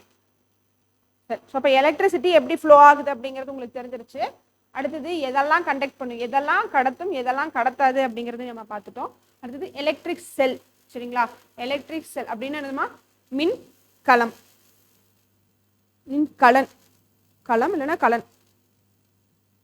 ஸோ இது வந்து பார்த்துக்கிட்டிங்கன்னா இது ஒரு டிவைஸ்னா என்னதுமா? இது ஒரு இன்ஸ்ட்ருமெண்ட். புரிஞ்சுங்களா? இது ஒரு என்ன சொல்லலாம், நீங்க பார்த்துருப்பீங்க, சின்னதா இருக்கும். டியூரசெல்லாம் இருக்கு இல்லையா? டியூரசெல்ஸ் எல்லாம் இருக்கு இல்லையா? ஸோ சின்னதா இருக்கும். இல்லை பெரிய பேட்டரிஸும் இருக்கு. அதே மாதிரி என்ன சொல்றது, ஆசிட் டைப் ஆஃப் பேட்டரிஸும் இருக்கு இல்லையா? ஆசிட் டைப் ஆஃப் பேட்டரிஸும் இருக்கு. இப்பெல்லாம் வந்து பார்த்துக்கிட்டிங்கன்னா நிறைய இவி காசு எல்லாம் வருது. இவின்னு என்னது? Electric vehicle. அது எப்படி ரன் ஆகுது? எலக்ட்ரிக் வெஹிக்கல் எப்படி ரன் ஆகுது? பேட்டரிஸ் மூலியமா தான். அந்த பேட்டரிஸ் எதால் ஆனது? அதுக்கு ஒரு பெரிய பஞ்சாயத்தே போயிட்டு இருக்கு. சரி, பிரேக்ல பார்த்து சொல்லுங்க. பிரேக்ல வேற ஏதாவது பார்க்க சொல்லுனா? இல்லையா? சரி. ஸோ நம்மளுடைய எலக்ட்ரிக் செல் மின்கலம் வந்துட்டு 2 வகைப்படும். சரிங்களா? ஒன்று வந்து பிரைமரி செல், இன்னொன்று செகண்டரி செல். சரிங்களா? பிரைமரி, இன்னொன்று முதன்மை மின்கலம், முதன்மை இல்ல முதல் நிலை மின்கலம், இரண்டாம் நிலை மின்கலம். முதல் நிலை மின்கலம், இன்னொன்னு இரண்டாம் நிலை மின்கலம்.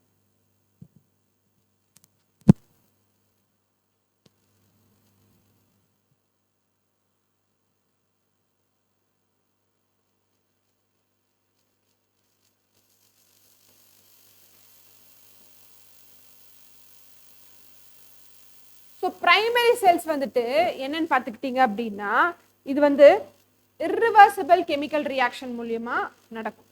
சரியா? அதாவது இர்ரிவர்சிபிள்,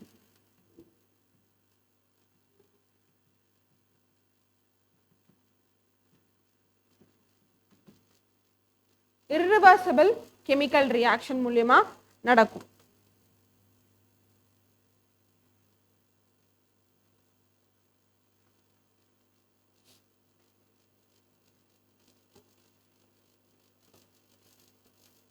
எடுத்துக்காட்டுக்கு voltaic cell, voltaic cell, Vivo.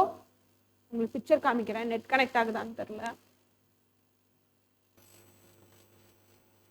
Okay, இது டவுன்லோட் ஆகட்டும். So voltaic cell, Leclanche cell, LECLANCHE, Leclanche, Leclanche cell, Daniell cell, Daniell cell, dry cell, Daniell cell, dry cell. இந்த பர்டிகுலர் பேட்டரிஸ் எல்லாம் திரும்ப திரும்ப என்ன பண்ண முடியாது, சார்ஜ் ஏற்றிக்கிட்டே இருக்க முடியாது. ஒன்ஸ் இட் இஸ் யூஸ்ட், என்னதுமா யூஸ்ட், புரியுது இல்லைங்களா? இது திரும்ப திரும்ப சார்ஜ் ஏற்ற முடியாது. ஆனா நம்ம மொபைல் போன்ஸ்ல இருக்கக்கூடிய பேட்டரிஸ்ல எப்படி திரும்ப திரும்ப அதை சார்ஜ் ஏற்றிக்கலாமா? ஏற்றிக்கலாம் இல்லையா? ஸோ அதுதான் செகண்டரி செல்ஸ், அதுதான் இரண்டாம் நிலை செல்கள், இரண்டாம் நிலை மின் கலம்கள். ஓகேவா? இது பிக்சரே ஃபுல்லாவே டவுன்லோட் ஆக மாட்டேங்குது. சரி, இது வந்து என்னன்னு பார்த்துக்கிட்டிங்கன்னா, இது வந்து ஆசிட் குள்ள தான் பிளேஸ் பண்ணியிருந்திருப்பாங்க. சரிங்களா? இது வந்து ஆசிட் குள்ள பிளேஸ் பண்ணியிருந்திருப்பாங்க. எலக்ட்ரோலைட் அப்படின்னு சொல்லுவாங்க. இதை வந்து எலக்ட்ரோட்ஸ் அப்படின்னு சொல்லுவாங்க. சரிங்களா? இது என்ன எலக்ட்ரோட்? ஜிங்க். தெரியலன்னா பார்த்துக்கோங்க. இது வந்து ஜிங்க், ஜிங்க் எலக்ட்ரோட். இது வந்து என்னதுமா? காப்பர். ஜிங்க், இது காப்பர். தெரியுதாம்பா? காப்பர். இது என்னன்னு சொல்லுவாங்க?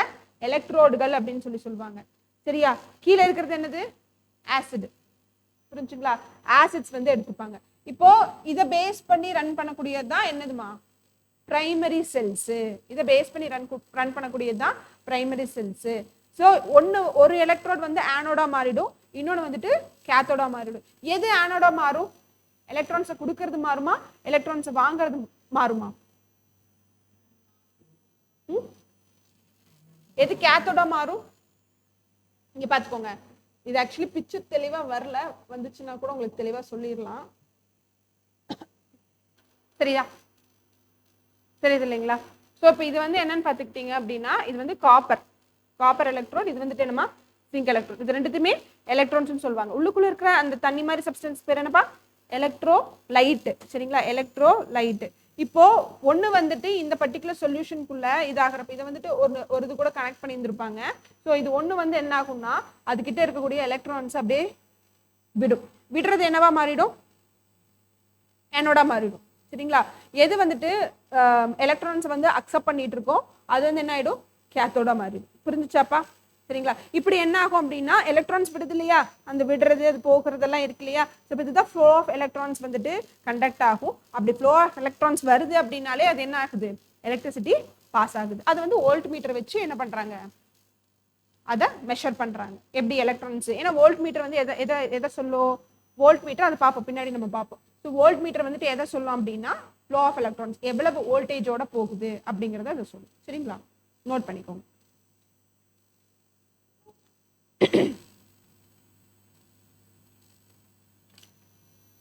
சரி, ஒரு பிரேக் எடுத்துக்கலாம்.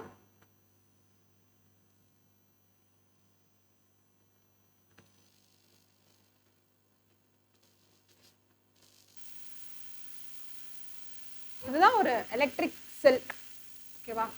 இதுல என்ன பண்றாங்க, இதுல எப்படி எலக்ட்ரோ பிளேட்டிங் பண்ணலாம், மின்முலாம் எப்படி வந்துட்டு யூஸ் பண்ணலாம் அப்படிங்கறத நான் சொல்றேன்.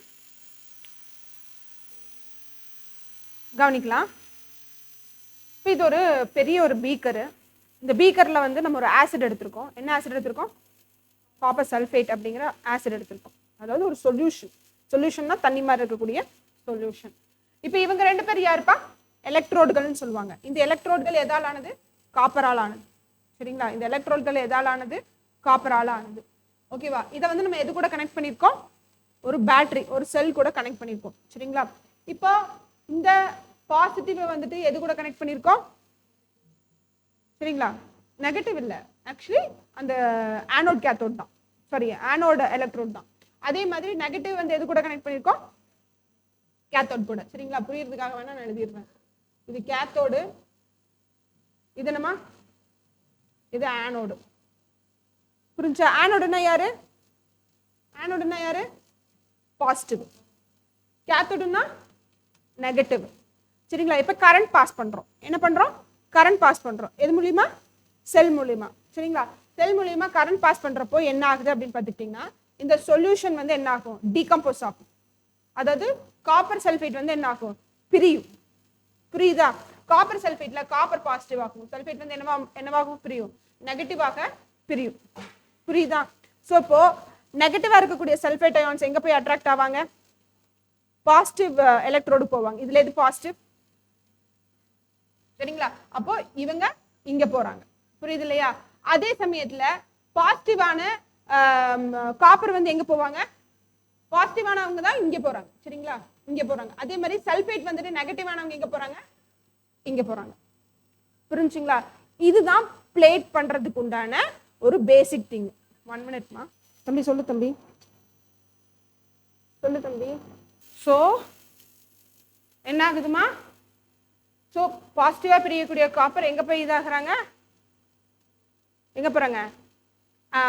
அதாவது ஆனோட் கிட்டையும், சாரி. ஸோ சல்ஃபேட் வந்துட்டு எங்க போறாங்க? ஆனோட் கிட்டையும். இங்க வந்து சல்ஃபேட் போவாங்க மைனஸ். அதே சமயத்துல பாசிட்டிவா இருக்கக்கூடிய காப்பர் வந்து எங்க போறாங்க? இங்க போறாங்க. சரிங்களா? அதாவது கேத்தோட் கிட்டையும் போறாங்க. சரி, இப்போ இதுதான் வந்துட்டு எதற்குண்டான பேஸ்ன்னு பார்த்துக்கிட்டிங்கன்னா எலக்ட்ரோ பிளேட்டிங்க்கு உண்டான பேஸ். சரியா? இப்போ கோல்டு பூசுறது, அதே மாதிரி சில்வர் பூச்சு, காப்பர் பூச்சு அப்படிங்கிறதெல்லாம் இருக்கும். ஸோ டோட்டலாக அந்த மெட்டீரியல் வந்துட்டு எதால ஆயிருக்காது? கோல்டால உருவாகி இருக்காது. சரிங்களா? சில்வரால உருவாகி இருக்காது. குரோமியம் பிளேட்டிங் எல்லாம் கேள்விப்பட்டிருப்பீங்க. குரோமியம் பிளேட்டிங் எங்கே? வெஹிக்கல்ஸ்க்கெல்லாம் போடுவாங்க குரோமியம் பிளேட்டிங்ஸ். அப்போ அதெல்லாம் என்ன பண்றாங்க? சொல்யூஷன்ஸாக எடுத்துக்குவாங்க. அதனுடைய சொல்யூஷன்ஸாக எடுத்து அதை பிரித்து எதில் வந்து அதை ஆடப் ஆகணுமோ அதை அதுக்கு தகுந்த மாதிரி பேட்டரியில் செட் பண்ணிடுவாங்க. புரிஞ்சுங்களா? ஸோ இந்த மாதிரி தான் gold plating, silver plating, chromium plating, zinc plating. புரியுது இல்லையா? ஜிங்க் பிளேட்டிங் எதுக்கு பண்ணுவாங்க? ஜிங்க் பிளேட்டிங் எதுக்கு பண்ணுவாங்க? அதுக்கு பேர் கால்வனைசேஷன் சொல்லுவாங்க. கால்வனைசேஷன் கேள்விப்பட்டிருக்கீங்களா? இரும்புக்கு பண்ணுவாங்க. ஜிங்கை வந்துட்டு இரும்புக்கு பண்ணுவாங்க. எதுக்கு? அவ்வளவு சீக்கிரம் துரு பிடிச்சிடக்கூடாது அப்படிங்கிறதுக்காக. புரியுதா? இப்ப இரும்பு இருக்கு, இரும்பு கட்டில் இருக்கு, இரும்பு பீரோ இருக்கு இல்லையா? இப்ப ஏதாவது இரும்புலான ஒரு பொருள் இருக்குன்னு வச்சுக்கோங்களேன், அது அவ்வளவு சீக்கிரம் ஆக்சிடைசேஷன் எது கூட அட்மாஸ்பியர்ல இருக்கக்கூடிய ஆக்சிஜன் கூட என்ன ஆகக்கூடாது? சேர்ந்து வினை புரியக்கூடாது அப்படிங்கிறதுக்காக எதுல வந்து கோட் பண்ணியிருந்திருப்பாங்க? ஜிங்க்ல. புரிஞ்சுங்களா? அதுக்கு பேர் தான் என்னதுமா? கால்வனைசேஷன். ஸோ அப்போ அதெல்லாம் எந்த மாதிரி பண்றாங்க? இந்த மாதிரி எலக்ட்ரிக்கல் செல் மூலியமா தான், இந்த பர்டிகுலர் ப்ராசஸ் மூலியமா தான் பண்றாங்க. இதுதான் பிளேட்டிங். அது என்னதுன்னு சொல்லப்படுது? மின் முலாம் அப்படின்னு சொல்லப்படுது. புரியுது இல்லைங்களா? இப்போ இதுல கரண்ட் பாஸ் பண்ணி இவங்களை ஸ்பிளிட் பண்றோம் இல்லையா? இதுக்கு பேர் வந்து எலக்ட்ரோலிசிஸ்ன்னு சொல்லுவாங்க. என்ன சொல்றாங்கம்மா? எலக்ட்ரோலிசிஸ். லிசிஸ்னா என்னது? ஸ்பிளிட்டிங், பிரிக்கிறது. புரியுது இல்லைங்களா? தமிழ் எதுக்கு பேரு? மின்னார் பகுப்பு. மின்னார் பகுப்பு. காப்பர் சல்ஃபேட்டை காப்பர் பிளஸ் அயான்ஸ் ஆகவும் சல்ஃபேட் மைனஸ் அயான்ஸ் ஆகவும் பிரிக்கப்படுறது என்னதுப்பா? எலக்ட்ரோலிசிஸ் என்று அழைக்கப்படுகின்றது. புரியுதுங்களா? மின்னார் பகுப்பு என்று அழைக்கப்படுகின்றது. அந்த மாதிரி ஆட்டோமொபைல்ஸோடைய பார்ட்ஸும் எது மூலியமா தான் பண்றாங்க? இந்த மாதிரி எலக்ட்ரோ பிளேட்டிங் தான் யூஸ் பண்றாங்க. அதாவது மின் மூலம் தான் யூஸ் பண்றாங்க. புரிஞ்சுச்சுங்களா? குரோமியம் பிளேட்டிங் பண்ணுவாங்க, நிக்கல் பிளேட்டிங் பண்ணுவாங்க. இப்போ பாத்ரூம்ல இருக்கக்கூடிய அந்த டேப்ஸ் எல்லாம் இருக்கு இல்லையா, ரொம்ப ஷைனிங்கா இருக்கு இல்லையா, அதெல்லாம் ஷைனிங்கா இருக்கிறதுக்கு காரணம் என்ன? குரோமியம் பிளேட்டிங்கு. புரியுது இல்லைங்களா? அந்த மாதிரி குரோமியம் பிளேட்டிங், நிக்கல் பிளேட்டிங் இந்த மாதிரிலாம் பண்றதுனால தான் அது ரொம்ப ஷைனிங்கா இருக்கு. ஓகேவா? ஸோ சிலதெல்லாம் பார்த்தீங்கன்னா கொஞ்ச நாளுக்கு அப்புறமா அது அப்படியே ஃபேட் ஆயிடும். காரணம் என்ன? போயிடும். அந்த பிளேட்டிங் அப்படிங்கிறது வந்துட்டு போயிடும். புரிஞ்சுச்சுங்களா? Electric potential. நெக்ஸ்ட் எலக்ட்ரிக் அழிச்சலாம் இல்லப்பா, எழுதிட்டு இருக்கீங்களா? வேற யாராவது எழுதுறீங்களா? முடிச்சிட்டீங்களா? Electric potential. எலக்ட்ரிக் பொட்டன்ஷியல் மின் அழுத்தம்.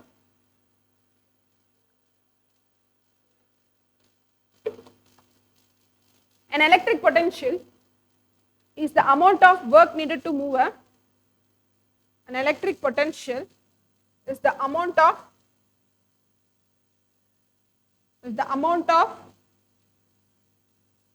work needed to move a unit positive charge. Work needed to move a unit positive charge. Electric potential அப்படிங்கிறது மின்னழுத்தம். So unit positive charge from infinity to a certain point. To that point. சரி, நானே சொல்றேன், தமிழ்ல நானே சொல்றேன், எழுதிக்கோங்க.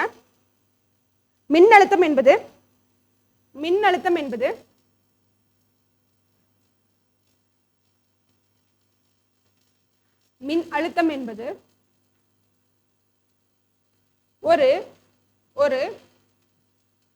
ஒரு பாசிட்டிவ்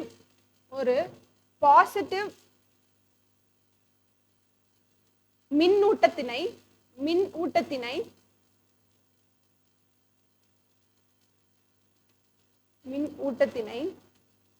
வெகு தொலைவில் இருந்து ஒரு குறிப்பிட்ட இடத்திற்கு கொண்டு செல்லும் வேலைத்திறனாகும்.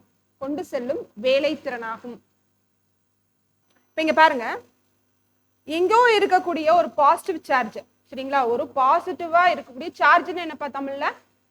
மின்னூட்டம், சரிங்களா? ஒரு பாசிட்டிவான சார்ஜை வந்துட்டு எங்கேயோ இருந்து இன்ஃபினிட்டில இருந்து எங்க கொண்டு போகக்கூடிய விஷயமா இருக்கு. அதாவது ஒரு கரண்ட் ஃப்ளோல வந்துட்டு அந்த பர்டிகுலர் சார்ஜை அதோட ஆப்போசிட் டைரக்ஷன்லயே கொண்டு போகக்கூடிய ஒரு விஷயமா இருக்கு. இதுதான் அழுத்தம். புரிஞ்சுச்சுங்களா? இதுதான் என்னன்னு சொல்லப்படுதுமா? அழுத்தம் அப்படின்னு சொல்லப்படுது. ஸோ மின் அழுத்தம். ஸோ அப்போ நான் உங்ககிட்ட ஃபர்ஸ்டே நான் சொன்னேன், பாசிட்டிவ் டெர்மினல் என்னன்னு சொன்னேன்? அதிக மின் அழுத்த வேறுபாடு கொண்டது. அதே நெகட்டிவ் டெர்மினல் என்னன்னு சொன்னேன்? குறைந்த மின் அழுத்த வேறுபாடு கொண்டது. அது எப்பவுமே அது அப்படிதான் இருக்கும், சரிங்களா? ஸோ இது இந்த பக்கமா மூவ் ஆன் ஆகும். ஆனா ஃப்ளோ ஆஃப் எலக்ட்ரான்ஸ் எப்படி போகும்பா? அதோட ஆப்போசிட் டைரக்ஷன்ல போகும். நெகட்டிவ்ல இருந்து பாசிட்டிவ் போகும். ஆனா கரண்ட் எப்படி போகும்? ஹை பொட்டன்ஷியல்ல இருந்து லோ பொட்டன்ஷியல் போகும். ஹை பொட்டன்ஷியல் எது? பாசிட்டிவ் சார்ஜ் இருக்கிற இடம். புரிஞ்சுச்சா? அதுதான் நம்ம ஃபர்ஸ்ட் டயக்ராம்லயே பார்த்தோம். ஸோ அதே போலதான், அதே கான்செப்ட் தான். ஒரு யூனிட் பாசிட்டிவ் சார்ஜ் இருக்கு, அது எங்க இருக்கு? எங்கேயோ இருக்கு, இன்ஃபினிட்டியில இருக்குன்னு வச்சுக்கோங்க. இன்ஃபினிட்டியில இருக்கக்கூடிய இடத்துல இருந்து எங்க கொண்டு போகிறது? டுவர்ட்ஸ் அந்த ஃப்ளோ ஆஃப் எலக்ட்ரான்ஸுக்கு எதிராகவே கொண்டு போகிறது தான் என்னது? பொட்டன்ஷியல் டிஃபரன்ஸ், அதாவது எலக்ட்ரிக் பொட்டன்ஷியல் அப்படின்னு சொல்லப்படுது. இந்த டிஃபரன்ஸ் அப்படிங்கிறது என்னன்னா, இதை வந்து பாயிண்ட் ஏ அப்படின்னு சொல்லுவாங்க. இதுல முடிச்சிடலாம். இதை வந்துட்டு பாயிண்ட் ஏன்னு சொல்லுவாங்க. 1 minute. இது வந்துட்டு பாயிண்ட் ஏன்னு சொல்லுவாங்க. அங்க இருந்து இந்த பாயிண்ட் பிக்கு கொண்டு வரக்கூடிய அந்த வேறுபாடு இருக்கு இல்லையா, டிஃபரன்ஸ் இருக்கு இல்லையா, இதுதான் மின்னழுத்த வேறுபாடு. சரியா? இதுக்கு யூனிட் இருக்கு, நோட் பண்ணிக்கோங்க. எலக்ட்ரிக் பொட்டன்ஷியலுக்கு மின்னழுத்தத்துக்கு வோல்ட் யூனிட் வோல்ட். அதே பொட்டன்ஷியல் டிஃபரன்ஸ் மின்னழுத்த வேறுபாடு அப்படிங்கிறது என்னது? நத்திங் பட் அந்த பாயிண்ட் இந்த எங்கேயோ இருந்து கொண்டு வராங்கன்னு சொல்றாங்க இல்லையா, அதை வந்து என்னன்னு சொல்லிடுவாங்க? ஒரு பாயிண்ட் ஏ அப்படிங்கறத சொல்லிடுவாங்க. பாயிண்ட் ஏல இருந்து பாயிண்ட் பிக்கு கொண்டு வர்றது அப்படிங்கறத சொல்றது. புரிஞ்சா? Next electrical capacitance. சரிங்களா? Capacitance. What is a capacitor? Capacitor என்னமா? Electrical capacitor. Very good. Electrical மின் தேக்கி. தமிழ்ல என்னமா? மின் தேக்கி. சரிங்களா? இவங்களை டெம்பரவரி பேட்டரின்னு சொல்லுவாங்க. கொஞ்ச நேரம் கரண்ட்டை வந்துட்டு என்ன பண்ணிக்குவாங்க? சேகரித்து வைத்துக் கொள்வார்கள். சரிங்களா? மின் தேக்கி, temporary battery. So electrical capacitance is the ability of a body to store an electric charge.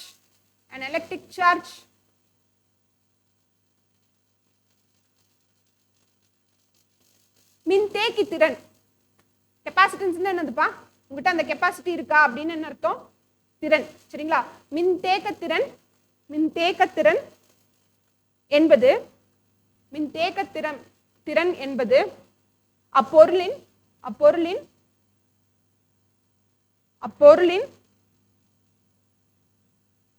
மின் நூட்டத்தை தேக்கி வைக்கும் திறனாகும். இது வந்து ரொம்ப நேரம் தேக்கி வைக்காது, கொஞ்ச நேரத்துக்கு மட்டும்தான். சரிங்களா? கொஞ்ச நேரத்துக்கு மட்டும்தான். டெம்பரவரி பேட்டரின்னு சொல்லுவாங்க. ஓகே, இதனுடைய SI யூனிட்மா, இதனுடைய SI unit C is equal to Q by V. இதுல C வந்து கூலும், இந்த Q வந்து சார்ஜ், மின் ஊட்டம், அது பாசிட்டிவ் நெகட்டிவ் அப்படிங்கிற மாதிரி இருக்கலாம். இது நம்ம வோல்ட் அல்லது ஃபாரட், இதுக்கு இன்னொரு யூனிட் இருக்கு, இல்லைன்னா ஃபாரட்.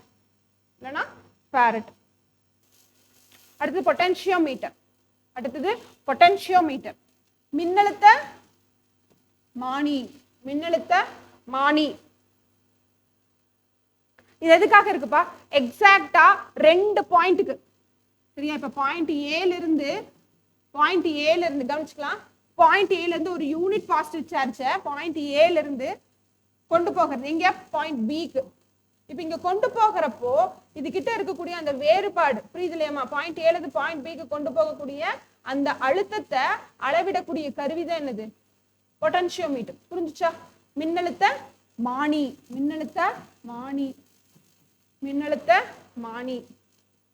2 புள்ளிகளுக்கு நடுவே ஒரு யூனிட் பாசிட்டிவ் சார்ஜை பாயிண்ட் ஏல இருந்து பாயிண்ட் பிக்கு கொண்டு போகக்கூடிய அந்த வேறுபாடு தான் என்னதுமா? அந்த வேறுபாட்டை அளவிடக்கூடிய கருவியின் பேர் தான் என்னது?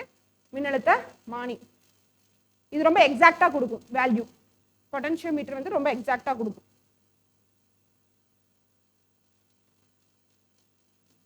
அடுத்தது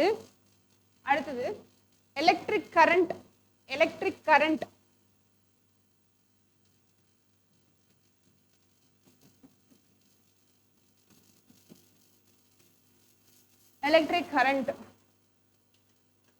மின் ஓட்டம்.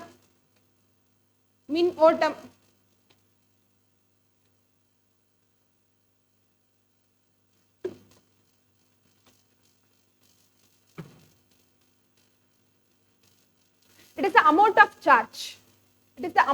charge. That flows per second. ஒரு வினாடிக்கு எத்தனை மின்னோட்டங்கள் செல்கின்றன? அதுவே என்னதுமா? மின்னோட்டமா. சரிங்களா? It is the amount of charges. எத்தனை சார்ஜ் போகுது அப்படிங்கறத அளவிடக்கூடியது. So I is equal to, I னா யாரு? Current. I is equal to Q by T. Q யாருமா? சார்ஜ். Q யாரு? சார்ஜ். T என்னது? செகண்ட். சரியா? டைம். இதனுடைய இது வந்து ஒரு ஸ்கேலார் அளவுகோல். இதோட யூனிட் என்ன? ஆம்பியர்.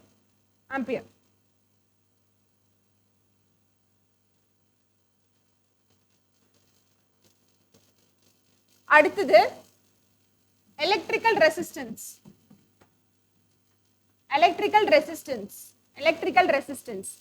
மின் தடை. எதுக்கு மின் தடை வேணும்? எதுக்கு மின் தேக்கி வேணும்? ஃபர்ஸ்ட் எலக்ட்ரிக்கல் படிச்சவங்க ஏதோ சொல்லுங்க. எதுக்கு கெபாசிட்டர் வேணும்? எதுக்கு கெபாசிட்டன்ஸ் வேணும்? எதுக்கு வந்துட்டு தடை வேணும்?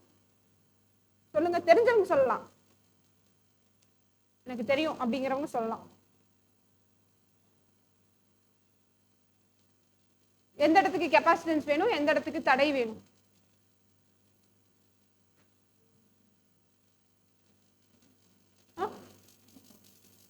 இபி பாக்ஸ்ல மெயின் பாக்ஸ் சொல்றீங்களா? ரெசிஸ்டன்ஸ் வச்சிருப்பாங்களா? அப்படின்னு சொல்றீங்க. சொல்லுங்க, தப்பு இல்லை, சொல்லுங்க.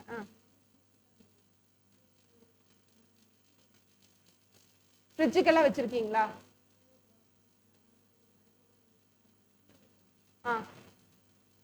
ஹை வோல்டேஜ்க்கெல்லாம் வந்துட்டு கெபாசிட்டர் வச்சிருப்பாங்கன்னு சொல்றீங்களா? சொல்லுங்க. சண்முகம் தானே உங்க பேரு? சொல்லுங்கடா. இல்ல கெபாசிட்டர் எங்க வச்சிருப்பாங்க? எதுல இருக்கும்? சர்க்கியூட் போர்ட்லயா? ஆமா ஆமா, சர்க்கியூட் போர்ட்ல இருக்கும். சர்க்கியூட் போர்ட்ல கெபாசிட்டர் இருக்கும், இல்லன்னு சொல்லுங்க. இந்த ஃபேன்ல கெபாசிட்டர் இருக்குமா? இருக்குமா? எதுக்கு இருக்கு? இப்ப சொல்லுங்க, எதுக்கு கெபாசிட்டர் ஃபேன்ல இருக்கு?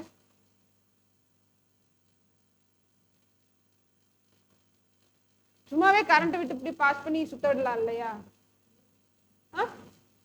ஏசில இருந்து என்னதுங்க? அதெல்லாம் வேற ஆள் இருக்காங்க, ரெக்டிஃபையர்னு ஒருத்தங்க இருக்காங்க, அந்த மாதிரி எல்லாம் இருக்காங்க. என்னதுங்க? ஸ்பீடு மாத்துறதுக்கு. அதனால வந்துட்டு கெபாசிட்டர் இருக்கா? அதனால இருக்கா? சரி, எனக்கு கிளாஸ் முடியறதுக்குள்ள சொல்லணும். சரி, ரெசிஸ்டன்ஸ் சொல்லுங்க, அதுக்கு வேணா நான் பதில் சொல்லிடுறேன். ரெசிஸ்டன்ஸ் வேணா சொல்லுங்க.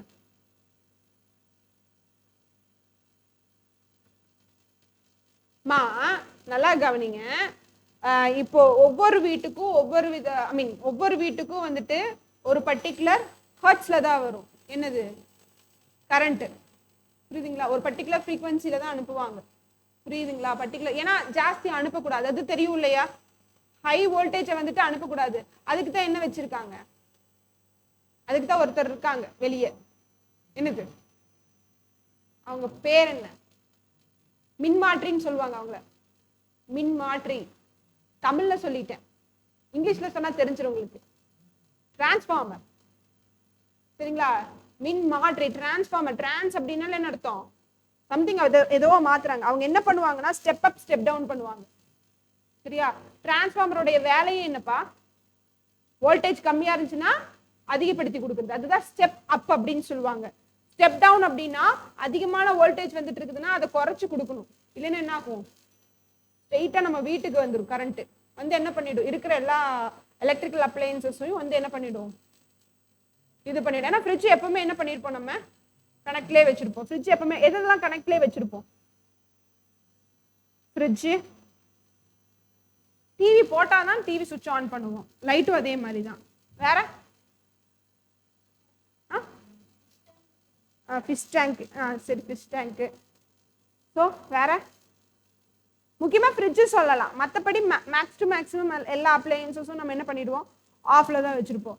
ஸோ இப்போ அதிக வோல்டேஜ் வருதுன்னு வச்சுக்கோங்களேன், இங்கே இதனுடைய கெப்பாசிட்டி அந்த அளவுக்கு கிடையாது. இங்கே இருக்கக்கூடிய எலக்ட்ரிக்கல் அப்ளையன்ஸஸோடைய கெப்பாசிட்டி வாட் அந்த அளவுக்கு கிடையாது இல்லையா? ஒன்றா நம்ம வந்துட்டு என்ன சொல்லலாம்? வாட்லேயும் சொல்லலாம், இல்லைன்னா வோல்டேஜ் கணக்குலையும் நம்ம சொல்லலாம். சரிங்களா?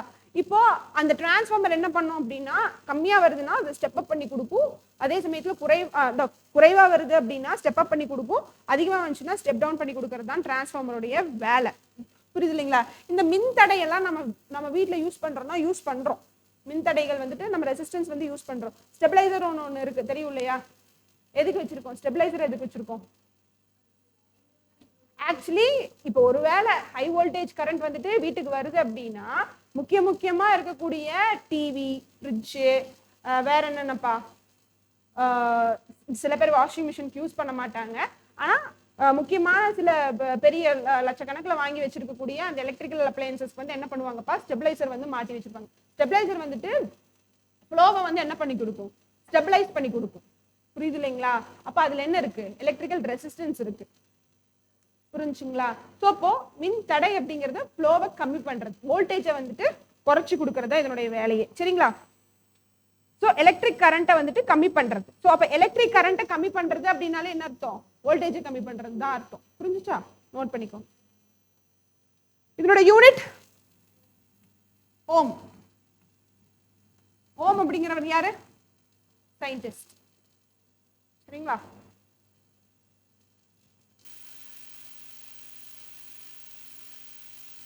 சரி, பார்த்துக்கோங்க. இதுதான் அம்மீட்டர். எந்த பக்கத்தில் இருக்கிறது அம்மீட்டர்? Ammeter, galvanometer. சரிங்களா? ஃபர்ஸ்ட் கேல்வனோமீட்டரு.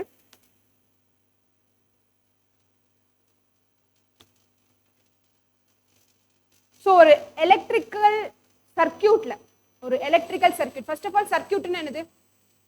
மின்சுற்றி அப்படின்னு என்ன அர்த்தம்? மின்சுற்றின்னு என்ன அர்த்தம்?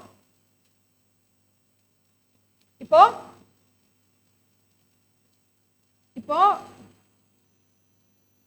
இது பேட்டரி, இது பாசிட்டிவ் டெர்மினல் ஹை பொட்டன்ஷியல், இது வந்து லோ பொட்டன்ஷியல். என்ன பண்ணிருக்கோம்,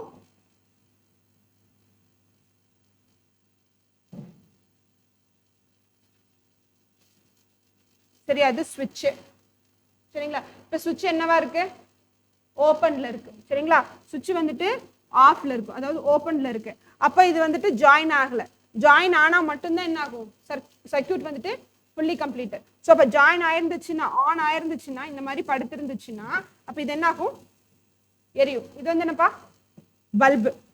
so this is a simple form of circuit. சரிங்களா, ஒரு எலக்ட்ரிக்கல் சர்க்யூட், அதாவது மின் சுற்றி அப்படின்னு சொல்லுவாங்க. சரிங்களா, ஸோ இப்போ இந்த சர்க்யூட்ல எங்கேயாவது ஒரு இடத்துல நம்ம என்ன பிளேஸ் பண்ணிக்கலாம், இந்த மீட்டரோ பொட்டன்ஷியோமீட்டரோ இல்லைன்னா கேல்வனோமீட்டரோ எது வேணா நம்ம பிளேஸ் பண்ணிக்கலாம். பிளேஸ் பண்ணி அதுக்கு தகுந்த மாதிரி நம்ம இது பண்ணலாம். இப்போ கேல்வனோமீட்டர் அப்படிங்கிறது ஒரு எலக்ட்ரிக்கல் சர்க்யூட்ல எதை மெஷர் பண்றதுக்கு, எலக்ட்ரிக்கல் கரண்ட்டை மெஷர் பண்றதுக்கு. எலக்ட்ரிக்கல் கரண்ட் அதாவது மின் ஓட்டத்தை அளவிடக்கூடிய கருவியாகும்.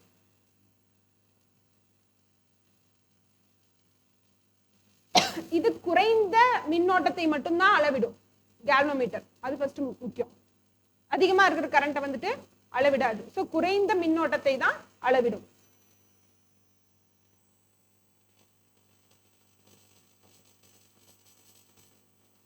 சரியா, அம்மீட்டர்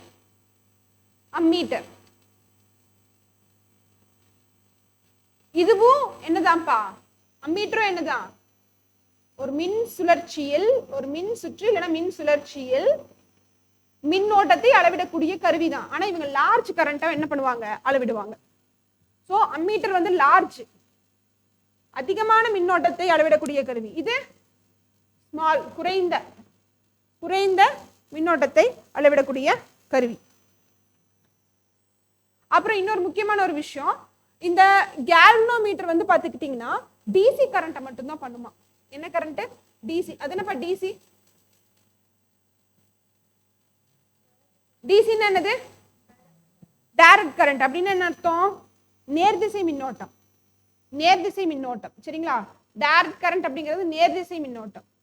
சரியா, இவங்க அம்மீட்டர் ஏசியும் பார்ப்பாங்க டிசியும் பார்ப்பாங்க. ஏசின்னு என்னது, ஆல்டர்னேட்டிவ் கரண்ட். சரிங்களா, அப்படின்னா என்னன்னா மாறுதிசை மின்னோட்டம்.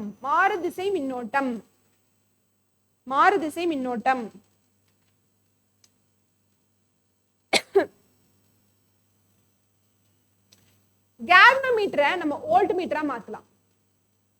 சரியா, வோல்ட் மீட்டர்னா என்னது, வோல்டேஜை மெஷர் பண்ணக்கூடிய கருவி. சரியா, கேல்வனோமீட்டரை வோல்ட் மீட்டரா மாத்தலாம். எப்போ எழுதிக்கோங்க, எப்பன்னு பாத்துக்கிட்டீங்க அப்படின்னா ஒரு அதிக மின்தடைய தொடர்ச்சியில வைக்கணும். புரியுதா, மின்தடை வந்து இப்போ ஒரு சர்க்யூட் இருக்குன்னு வச்சுக்கோங்க, கவனிங்க. மின்தடை அதாவது ரெசிஸ்டன்ஸை எப்படி ரெப்ரசன்ட் பண்ணுவாங்கன்னா இப்படி ரெப்ரசன்ட் பண்ணுவாங்க. சரியா, அதிக மின்தடை கொண்ட மின்தடையை என்ன பண்ணும், சீரியஸ் கனெக்ஷன்ல வைக்கணும். சீரியஸ்னா என்னது, தொடர்ச்சியா வைக்கணும். புரிஞ்சுங்களா, இப்படி அதிக மின்தடை, ஹை ரெசிஸ்டன்ஸ் கரண்ட் சீரீஸ்ல வந்து பண்ணணும்னா கேல்வனோமீட்டர் என்னவா மாறும், வோல்ட் மீட்டரா மாறும். வோல்ட் மீட்டர் எதை அளவிடும், பொட்டன்ஷியல் டிஃபரன்ஸ். பொட்டன்ஷியல் டிஃபரன்ஸ்னா என்ன, வோல்டேஜ்.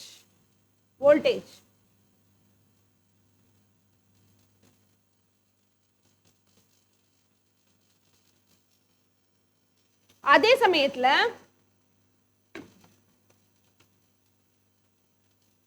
கேல்வனோமீட்டரை அம்மீட்டராவும் மாத்தலாம். லார்ஜ் கரண்ட்டை வந்துட்டு அளவிடக்கூடிய கருவியாகவும் மாத்தலாம், அம்மீட்டரா மாத்தலாம். எப்போ லோ ரெசிஸ்டன்ஸ் என்ன பண்ணும், parallel கனெக்ஷன்ல கனெக்ட் பண்ணும், இணையாக கனெக்ட் பண்ணும், parallel கனெக்ஷன்ல கனெக்ட் பண்ணும் லோ ரெசிஸ்டன்ஸ். சரியா, இப்படி இந்த மாதிரி. சோ இது வந்து என்னதுப்பா, இது வந்து என்னது,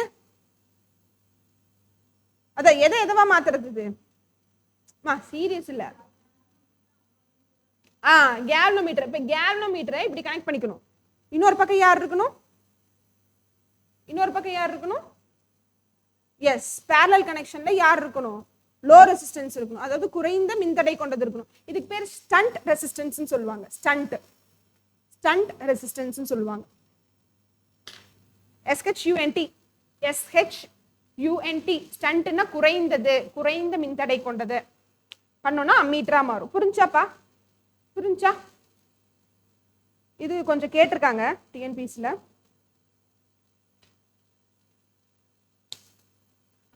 இப்போ நம்மளுக்கு நல்லாவே தெரியும் பொட்டன்ஷியோமீட்டர் எது அளவிடும்? வோல்டேஜ் தான். வோல்ட் மீட்டர் என்ன அளவிடும்? வோல்டேஜ் தான். யார் அக்யூரேட்டா கொடுப்பாங்க? பொட்டன்ஷியோமீட்டர் தான் கொடுப்பாங்க. சரியா? வோல்ட் மீட்டரா மாத்துறது தான் என்னது? அதிக மின்தடையை வந்துட்டு நம்ம என்ன பண்றோம்? வோல்ட் மீட்டர் தனியா இருக்குது. ஆனா கேல்வனோமீட்டர் என்னவா மாத்தலாம்? வோல்ட் மீட்டரா மாத்தலாம். சரிங்களா? ஃபர்ஸ்ட் நம்ம பார்த்தது வோல்ட் மீட்டரா மாத்துறது வந்துட்டு ஹை ரெசிஸ்டன்ஸ் சீரிஸ் கனெக்ஷன்ல கொடுக்கணும். சீரிஸ் கனெக்ஷன் தொடர் இணைப்புல வைக்கணும். இது வந்துட்டு இணையாக அப்படின்னு இந்த parallel இணைப்புல வைக்கணும். என்னப்பா? ஆமா, லோ ரெசிஸ்டன்ஸ் வந்துட்டு parallel, ஹை ரெசிஸ்டன்ஸ் தான் சீரிஸ்ல, தொடர்ல. புரிஞ்சு இல்லையா? Galvanometer volt metre high resistance. அதே மாதிரி கேல்வனோமீட்டர் என்னவா மாத்துறது? அம்மீட்டரா மாத்துறது. அது வந்து என்னது? parallel. அது வந்துட்டு கம்மியான மின்தடை. சரிங்களா? குறைந்த மின்தடை.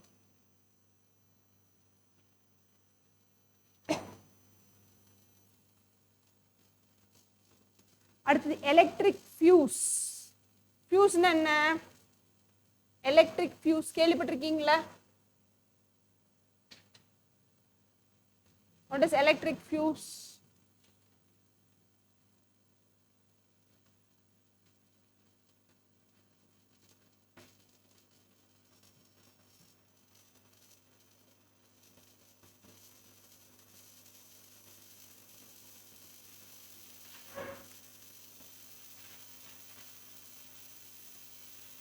இப்போ இந்த மாதிரிலாம் நிறைய வந்துருச்சு.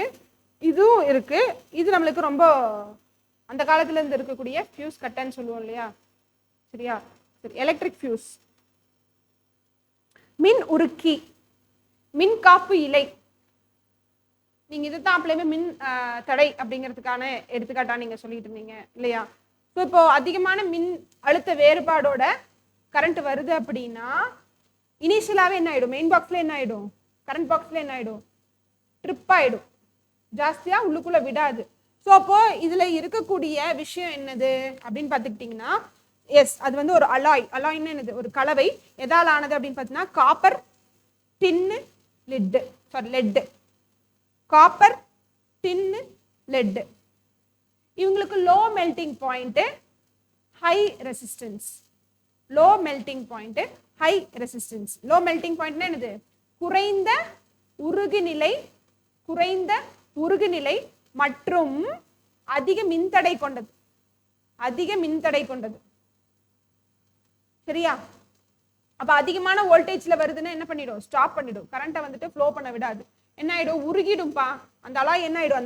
அந்த ஒயர் வந்து என்ன ஆயிடும்? இப்ப இது வந்து பாத்தீங்கன்னா தெரியும், எல்லாம் வாங்கக்கூடிய பீஸ் கட்டைகளா இருக்கு, ஃபியூஸ் கட்டைகளா இருக்கு. இதுல கனெக்ஷன்ஸ் கொடுத்துருப்பாங்க. அப்ப இது என்ன ஆயிடும்பா? அந்த அலாய், அந்த ஒயர் வந்து எதால் ஆயிருக்கு? காப்பர், டின்னு, லெட், பிபி. சரியா? டின் வந்து SN. ஸோ இப்போ இந்த 3 நாளையும் ஆன அந்த ஒயர் வந்து என்ன ஆயிடும்? உருகிடும். சரியா? High resistance, low melting point. அதிகமான மெல்டிங் பாயிண்ட் இருந்தால் உருகாது அவ்வளோ சீக்கிரம். லோ மெல்டிங் பாயிண்டா இருந்தால் தான் என்ன ஆகும்? கொஞ்சமா ஹீட் ஆச்சுனால என்ன ஆயிடும்? உருகிடும். சரியா? ஓகே. அடுத்தது ஹை மெல்டிங் பாயிண்ட் இருக்கக்கூடிய ஒரு பொருள் இருந்துச்சு. அதை நம்ம இப்ப ஜாஸ்தியா யூஸ் பண்றது இல்லை. என்ன பொருள்? யாராவது தெரிஞ்ச சொல்லலாம்.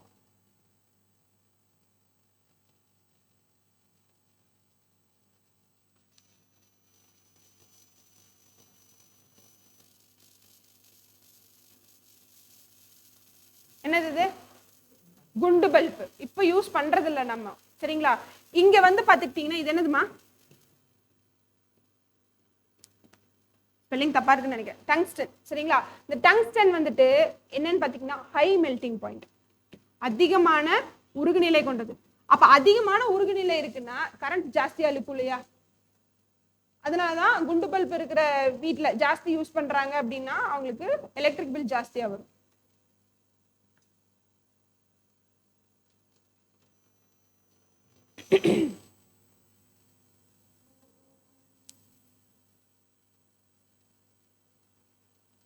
அடுத்து எலக்ட்ரிக் பவர் பா.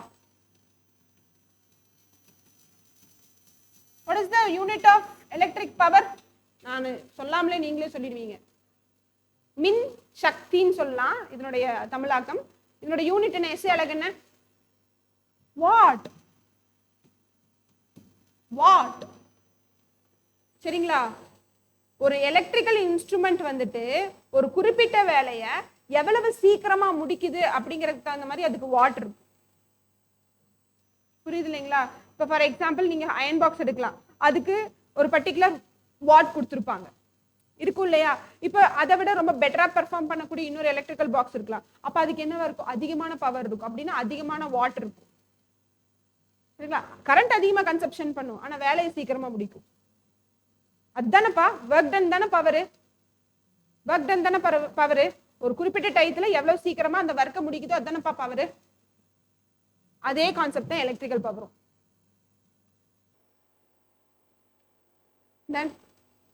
எழுதிட்டீங்களா? So AC current.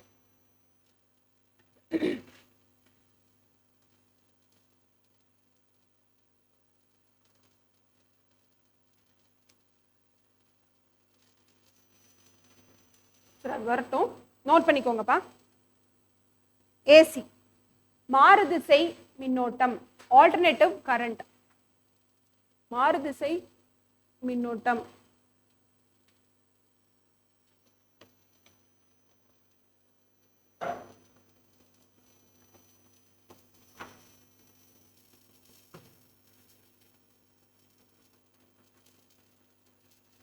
ஸோ இதுல மெயினா இந்த இதுல வந்து பாத்துக்கிட்டீங்க அப்படின்னா எதுலன்னா ஏசி கரண்ட்ல வந்து பாத்துக்கிட்டீங்கன்னா எலக்ட்ரான்ஸ் வந்துட்டு பாசிட்டிவ் டெர்மினலுக்கும் நெகட்டிவ் டெர்மினலுக்கும் மாத்தி மாத்தி போயிட்டு வரும். சரியா? ஆனா எதுல எப்படி இருக்காது? டிசியில் அப்படி இருக்காது. நீங்க டயக்ராம் போட்டிருக்கீங்க இல்லையா? போட்டிருக்கீங்களாப்பா? இப்போ டிசி எப்படி இருந்துச்சு? நேர்திசை மின்னோட்டம் எப்படி இருந்துச்சு? ஸ்ட்ரெயிட்டா இருந்துச்சா? இது வந்துட்டு டிசி. இப்போ வோல்டேஜ் அப்படின்னு கொடுத்துருந்தாங்க இல்லையா? இது positive terminal, negative terminal. So நேராக தான் போகும். ஓகேவா? இதுல ரன் ஆகக்கூடிய எலக்ட்ரிக்கல் ஐட்டம்ஸ் எல்லாம் என்னென்னு பார்த்துக்கிட்டிங்கன்னா நம்ம ஃபோனு, இந்த மாதிரி ஃப்ளாட் டிவி. இந்த ஃப்ளாட் டிவிஸ் வந்துட்டு இந்த பர்டிகுலர் டைரக்ட் கரண்ட்ல மட்டும்தான் ரன் ஆகும். சரிங்களா? நல்லா புரிஞ்சுக்கோங்க. ஸோ ஃபோனு, டிவி, இந்த மாதிரி அப்ளையன்சஸ் எல்லாம் எதில் தான் ரன் ஆகும்ப்பா? எலக்ட்ரானிக் அப்ளையன்சஸ் எல்லாம் இந்த மாதிரி டிசி கரண்ட்ல தான் ரன் ஆகும். சரிங்களா? ஸோ இது வந்துட்டு இப்படி மாற்றி மாற்றி மாற்றி மாற்றி போகாது. சரிங்களா? It will take one direction, ஒரே திசையில தான் அது போகும். ஓகேவா? அண்ட் டிசி கரண்ட்டு ரொம்ப காஸ்ட்லியும் கூட. நான் டிசி சொல்லிட்டு இருக்கேன், சாரி ஏசி மாற்றிடுங்க, டிசி சொல்லிட்டு இருக்கேன். இது ரொம்ப காஸ்ட்லி. சரிங்களா? விலை உயர்ந்தது, விலை உயர்ந்தது. ரொம்ப தூரம் டிராவல் பண்ண வைக்க முடியாது இதை. சரியா? இப்ப நம்மளுக்கு கரண்ட் எங்கிருந்து வருது? கரண்ட் எங்கிருந்து வருது? எங்க பாருந்து வருது?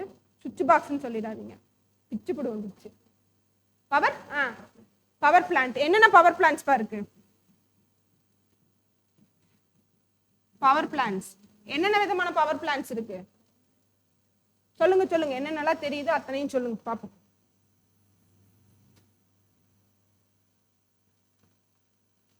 சொல்லுங்கம்மா. பவர் பிளான்ட்ஸ் என்னென்ன பவர் பிளான்ட்ஸ் இருக்கு?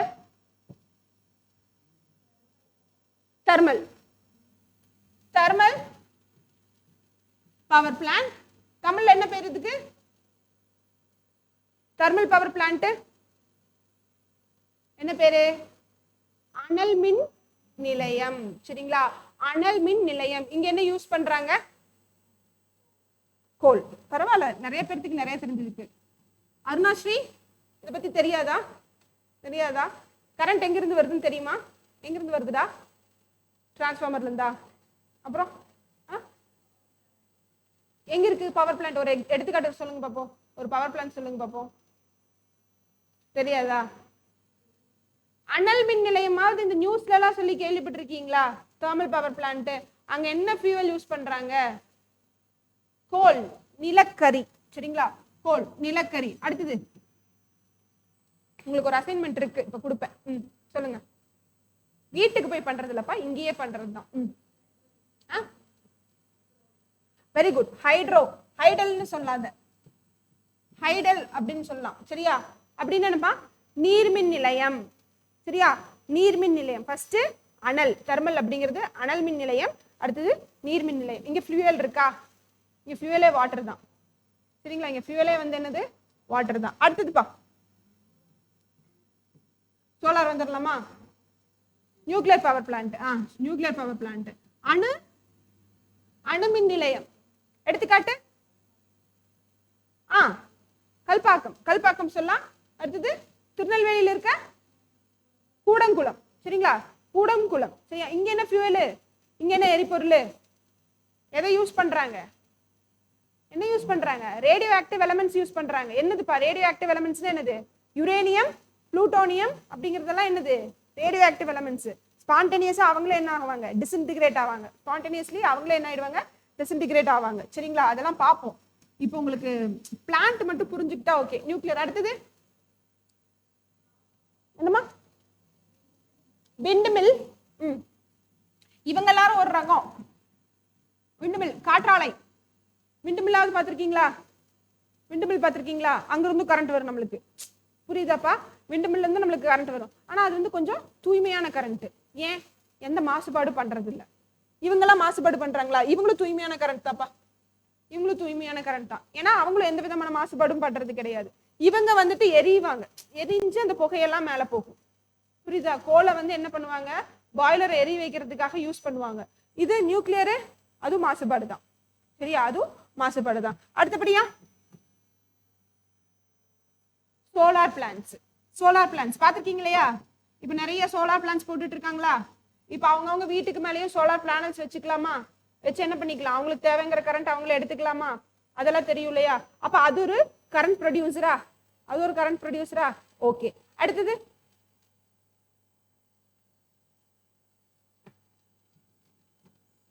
டைடல். Tidal energy. டைடல் என்னது? ஓத அலை. ஓத அலை. கடல்ல, கடல்ல வந்து என்ன பண்ணுவாங்க? கடல்ல இருந்து எடுப்பாங்க. அடுத்தது வேவ் எனர்ஜி. இது கொஞ்சம் கரையோரம் இருக்கும். Wave energy. இது கொஞ்சம் டீப்பா இருக்கும். Wave energy. அலை, அலை ஆற்றல். அலை ஆற்றல். வேற ஏதாவது மிஸ்ஸிங்கா? வேற ஏதாவது மிஸ்ஸிங்கா? பயோகேஸ் எல்லாம் இருக்கு. அந்த மாதிரி இருக்கு. பயோகேஸ் அதாவது உயிரி வாயு வச்சு கரண்ட் ப்ரொடக்ஷன் பண்ணக்கூடிய இதெல்லாமே இருக்கு. ஸோ இப்போ இந்த மாதிரிலாம் நிறைய விதமான பிளான்ஸ் இருக்கு. ஓகேவா?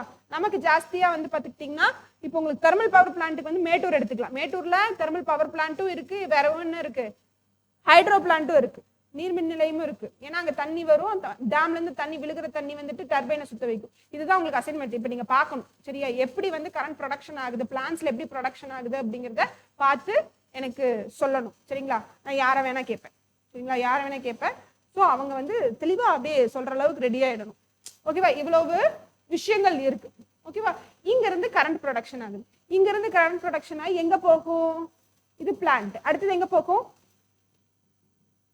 கிரிட்டுக்கு. சரியா? பவர் கிரிட்ஸ்ன்னு சொல்லுவாங்க. அங்கங்க நிறைய தூண் தூணா போட்டு வச்சிருப்பாங்க. நீங்க நிறைய டுவர்ட்ஸ் இந்த ரோட்ல இந்த ஹைவேஸ்ல எல்லாம் டிராவல் பண்றப்போ பெரிய ஒரு என்ன சொல்லலாம், இப்படி இந்த மாதிரி போட்டு பவர் கிரிட்ஸ்ன்னு சொல்லுவாங்க. சரியா? அங்க இருந்து எங்க வரும்? பவர் ஹவுஸ்க்கு வரும். இங்க இருக்கு இல்லையா பவர் ஹவுஸ்? கோயம்புத்தூர்ல பவர் ஹவுஸ் இருக்கு இல்லையா? அங்க வரும். பவர் ஹவுஸ்ல இருந்து எங்க போகும்? ஈச் அண்ட் எவ்ரி டிரான்ஸ்ஃபார்மருக்கு வந்துட்டு கரண்ட் வந்துட்டு போகும். இப்போ இங்க ப்ரொடக்ஷன் ஆகக்கூடிய கரண்ட் கிரிட்டுக்கு வந்து கிரிட்ல இருந்து ஹவுஸுக்கு போய் ஹவுஸ்ல இருந்து எங்க போகுதுமா? டிரான்ஸ்ஃபார்மருக்கு வந்து டிரான்ஸ்ஃபார்மர்ல இருந்து மற்ற இடங்களுக்கு, மற்ற வீடுகளுக்கு, கம்பெனிகளுக்கு என்ன ஆகும்? சப்ளை ஆகுது இல்லையா? இப்படி போகக்கூடிய கரண்ட், இவ்வளவு தூரம் போகக்கூடிய கரண்ட் டிசி கரண்ட்ல கொண்டு போனா நிறைய செலவாகும். சரியா? அதனாலதான் அது காஸ்ட்லியர் அப்படின்னு சொல்லி சொல்றாங்க. புரியுதா? அப்போ எப்படி கொண்டு போவாங்கன்னா ஏசியா தான் கொண்டு போவாங்க. எப்படி கொண்டு போறாங்க? ஏசி கரண்டா கொண்டு போறாங்க. புரிஞ்சுங்களா? அதாவது ஆன் ஆஃப் ஆகி தான் போகும். இது வந்து கொஞ்சம் சீப்பு. ஆல்டர்னேட்டிவ் கரண்ட் வந்துட்டு சீப்பு. DC current costlier. சரிங்களா? DC current costlier. DC current எங்க இருந்து எங்க வரும் தெரியுமா? இப்போ நம்மளுக்கு வீட்டுக்கு வந்துட்டு ஏசி கரண்ட் தானே வருது. நல்லா புரிஞ்சுக்கோங்க, நம்மளுக்கு ப்ரொடக்ஷன் ஆகி வரக்கூடிய கரண்ட் எக்ஸப்ட் சோலார் மட்டும். ஏன்னா சோலார் வந்து பாத்துக்கிட்டீங்கன்னா ப்ரொடக்ஷன் பண்றது டிசியா தான் ப்ரொடக்ஷன் பண்ணுவாங்க. சோலார் வந்து என்ன பண்றாங்க, அவங்க ப்ரொடியூஸ் பண்றப்பவே டைரக்ட் கரண்ட் தான் ப்ரொடக்ஷன் பண்ணுவாங்க. அது தெரிஞ்சுக்கோங்க. மற்றபடி மற்றவங்க எல்லாம் எப்படி ப்ரொடக்ஷன் பண்றாங்க? ஏன்னா சோலார்ல டர்பைன் இல்லை. சோலார்ல என்ன இல்லை? டர்பைன் கிடையாது. மற்றவங்களுக்கு எல்லாத்துக்குமே என்ன இருக்கும்? டர்பைன் இருக்கு. டர்பைன் மூலியமா ப்ரொடக்ஷன் பண்றது எல்லாமே மேக்ஸிமம் ஏசி கரண்டா தான் இருக்கும், ஆல்டர்னேட்டிவ் கரண்டா தான் இருக்கும். ஆல்டர்னேட்டிவ் கரண்ட் ரொம்ப தூரம் கொண்டு போறலாம். புரிஞ்சுக்கலாம்? இப்போ நம்ம வந்து ஏசில இருந்து டிசிக்கு மாத்துவாங்க, டிசில இருந்து ஏசிக்கு மாத்துவாங்க, அதெல்லாம் நம்ம அப்புறம் வருவோம். ஸோ இப்போ வந்து கிரிட்டுக்கு வருது, கிரிட்ல இருந்து எங்க வரணும்? ஹவுஸுக்கு வரணும், ஹவுஸ்ல இருந்து டிரான்ஸ்ஃபார்மர் வரணும், டிரான்ஸ்ஃபார்மர் வந்து எங்க வரணும்? ஒவ்வொரு வீட்டுக்கு வரணும். அப்ப நம்மளுடைய பிளக் பாயிண்ட்டுக்கு மெயின் பாக்ஸுக்கு வருது. மெயின் பாக்ஸுக்கு வர்றது என்னவா தான் வருது? ஏசியா தான் வருது. ஏசில இருந்து டுவர்ட்ஸ் பிளக்ஸுக்கு இந்த ஒவ்வொரு பிளக்ஸுக்கும் டிசியா வருமா? ஏசியா தான் வரும். சரிங்களா? ஆனா நம்ம போன் வந்துட்டு டைரக்ட் கரண்டா தான் எடுத்துக்கும். அப்போ ஏசி டு டிசி மாத்துறதுக்கு ஒருத்தங்க இருக்காங்க. அதுதான் அப்படியே யாரோ ஏதோ சொல்லிட்டு இருந்தீங்க, எழுதிக்கோங்க. ஏசி டு டிசி கன்வெர்ட்டர் வந்து ரெக்டிஃபையர், திருத்தி, மின் திருத்தி, ரெக்டிஃபையர்.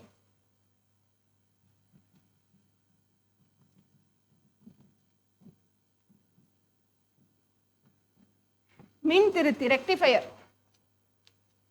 ஓகே, ரெக்டிஃபையர், மின் திருத்தி. இது எங்க இருக்கும் தெரியுமா? நம்மளோட சார்ஜர் இருக்குல்ல, அந்த அடாப்டர் இருக்குல்ல, அதுல இருக்கும் ரெக்டிஃபையர். புரியுதா?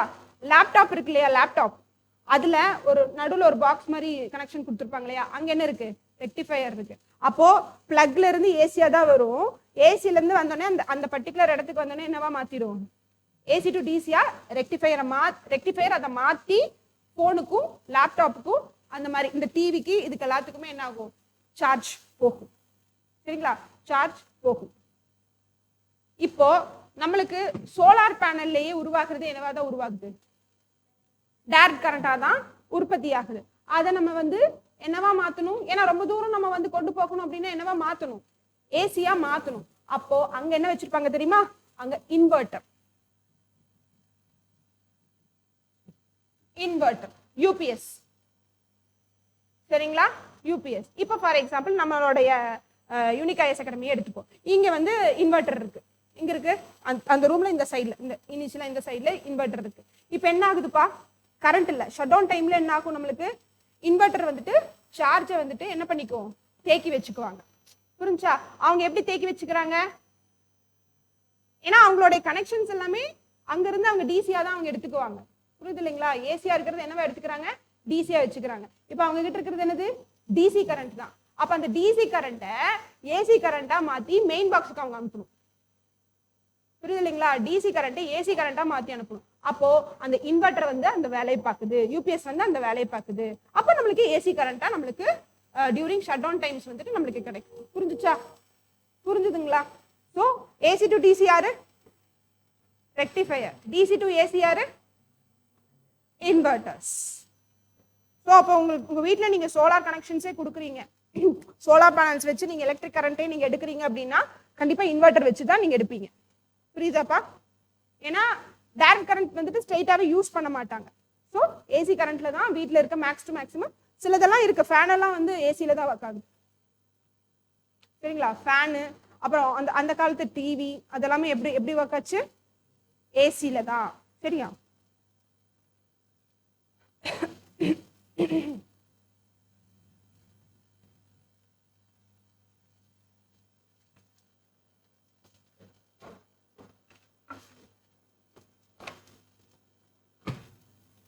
ஸோ இப்போ பவர் பிளான்ட்ஸ்ல என்ன ப்ராசஸ் நடக்குது அப்படிங்கிறத பாருங்க. ஒரு 10 மினிட்ஸ் பாருங்க, 5 மினிட்ஸ் அதை சொல்லுங்க, அப்புறமா நம்ம கிளாஸ் வைண்ட் அப் பண்ணிடலாம். Take your time.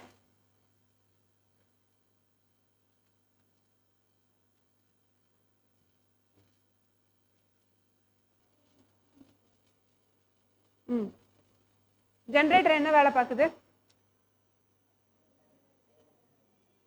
So mechanical energy எங்க நடக்குது? டர்பைன்ல மெக்கானிக்கல் எனர்ஜி நடக்குது, இயந்திரவியல் ஆற்றல் நடக்குது. அந்த இயந்திரவியல் ஆற்றலை மின்னாற்றலா மாத்துறது தான் யாரு? ஜென்ரேட்டர். சரிங்களா? ஜென்ரேட்டர் அந்த வேலையை பார்க்குறாங்க. ஸோ ஜென்ரேட்டர் ப்ரொடக்ஷன் பண்ணக்கூடிய அந்த கரண்ட்டை என்ன கரண்ட்டு? AC current. சரிங்களா? ஆல்டர்னேட்டிவ் கரண்ட் வந்து பார்த்துக்கிட்டிங்கன்னா ஆன் அண்ட் ஆஃபாக வரும். சரிங்களா? ஆன் அண்ட் ஆஃபாக வரும். சரிங்களா? அதுதான் ஆல்டர்னேட்டிவ் கரண்ட். ஓகே, இப்படி தான் ப்ரொடக்ஷன் பண்ணுறாங்க. இதே ஹைடல்ல நீர்மின் நிலையத்தில் நீர்மின்ல எப்படி நடக்கும்? நீர்மின்ல வேற யாராவது? எஸ், காவியா.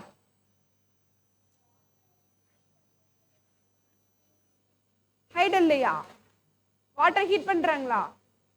சோ வேற யார்? ஸ்ரீனிவாஸ். இன்னும் எல்லாம் தெர்மலோடவே நின்ட்டீங்களா? ஹைடல் யார் பாத்தீங்க? Hydro electric power. சொல்லுங்கம்மா.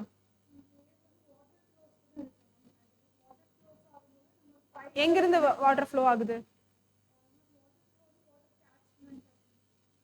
அதான் எங்கே?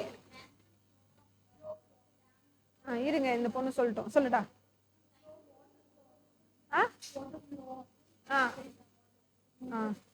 நேச்சர்ல இருந்தே வாட்டர் ஃப்ளோ ஆகுதா? அப்படிதான் புரிஞ்சுக்கிட்டீங்களா?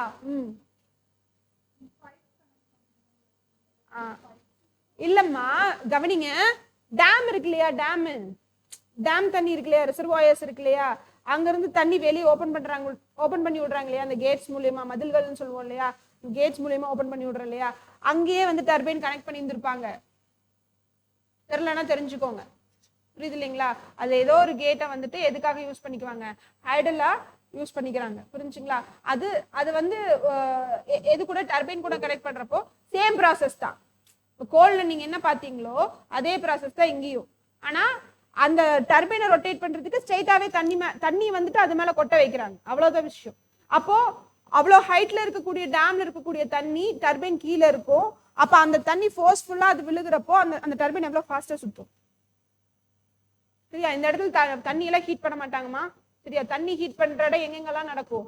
தெர்மல் பவர் பிளான்ட்ல நடக்கும். சரியா? பாய்லர்ஸ் வச்சிருப்பாங்க, பெரிய பெரிய பாய்லர்ஸ் வச்சிருப்பாங்க, அதுல தண்ணி தான் வச்சிருப்பாங்க. அந்த தண்ணியை ஹீட் பண்ணி அது ஸ்டீம் வந்து இது பண்ணும். நியூக்ளியர் பவர் பிளான்ட்லயும் என்னதான் நடக்குது? இதே ப்ராசஸ் தான். ஆனா அங்க என்ன பண்ணுவாங்க?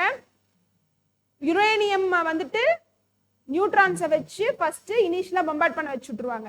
அது அங்கேயும் இங்கேயும் ஃபாஸ்டா பம்பார்ட் பண்றப்ப ஹீட் ஜாஸ்தியா வரும். அந்த ஹீட்டை வச்சு தண்ணியை வந்து என்ன பண்ணுவாங்க? பாயில் பண்ணுவாங்க. அதுல வந்து வரக்கூடிய ஸ்டீம், அந்த ஹீட்டை தான் டர்பைனை வச்சு சுத்த விடுவாங்க. புரியுதா? அப்ப அந்த டர்பைன்ல நடக்கக்கூடிய அந்த சுத்தல் தான் மெக்கானிக்கல் எனர்ஜி தான். அதுதான் அந்த மெக்கானிக்கல் எனர்ஜி ஜெனரேட்டர் வந்து என்ன பண்ணும்? எலக்ட்ரிக்கல் எனர்ஜியா மாத்தும். சரியா? சோலார் பேனல் யார் பாத்தீங்க? யாரும் பார்க்கலையா? சோலார் பேனல் யாரும் பார்க்கலையா? அடுத்த கிளாஸ்ல சோலார் பேனல் பார்த்துட்டு வாங்க. அது டைரக்ட் கரண்ட் தான் ப்ரொடக்ஷன் பண்ணும். சரியா? அது வந்து நேர்திசை மின்னோட்டம் தான் உருவாக்கும். ஓகேவா? அடுத்தது விண்டு அதே தான். டர்பைனே இங்க பெருசா இருக்கும். அதான் என்னது? அந்த கை 3 இருக்கு இல்லையா? அதான் டர்பைன் மாதிரி இருக்கக்கூடியதுதான். அது காத்துக்கு என்ன ஆகும்? ரொட்டேட் ஆகும். ரொட்டேட் ஆகிறப்ப அது which is connected to generator. அப்ப ஜென்ரேட்டர் என்ன வேலை பார்ப்பாங்க? மெக்கானிக்கல் எனர்ஜியை எலக்ட்ரிக்கல் எனர்ஜியா மாத்தி எடுக்கிறாங்க. இது விண்டு. அடுத்தது சி வேவ்ஸ், டைடல்ஸ். அதுவும் அதே தான். உள்ளுக்குள்ள டர்பைன்ஸ் கனெக்ட் பண்ணியிருந்திருப்பாங்க. அதையும் ஜென்ரேட்டர் கூட கனெக்ட் பண்ணி மெக்கானிக்கல் எனர்ஜி எலக்ட்ரிக்கல் எனர்ஜியா கன்வெர்ட் பண்றது. ஒரே ஒரு இடம் தான் உங்களுக்கு வந்துட்டு மிஸ் ஆகும். அது என்னது? இப்ப இங்கேயும் வந்து பாத்துக்கிட்டீங்க அப்படின்னா தண்ணி சூடு பண்ண தேவையில்லை. எங்க? ஓஷன் டைடல்லையும் சூடு பண்ணணும் தேவையில்லை, சி வேவ்ஸ்லயும் சூடு பண்ணணும் தேவையில்லை. எங்க மட்டும்தான்? நியூக்ளியர் பவர் பிளான்ட்டும் தெர்மல்லையும் தான் வந்துட்டு சூடு பண்ணணும். பெரிய கண்டெய்னர்ல எடுத்துப்பாங்க, பாய்லர்னு சொல்லுவாங்க. அதுல தண்ணி எடுத்துக்குவாங்க. புரிஞ்சுச்சுங்களா? மற்ற இடம்லாம் தண்ணி வந்து விழுகும், இல்லைன்னா தண்ணி அலை வந்து என்ன பண்ணும்? அந்த டர்பைனை சுத்த விடும். விண்டுலையும் சூடு பண்ணணும் தேவையில்லை, காத்து இருந்தாலே அந்த டர்பைன் சுத்தும். புரிஞ்சாமா?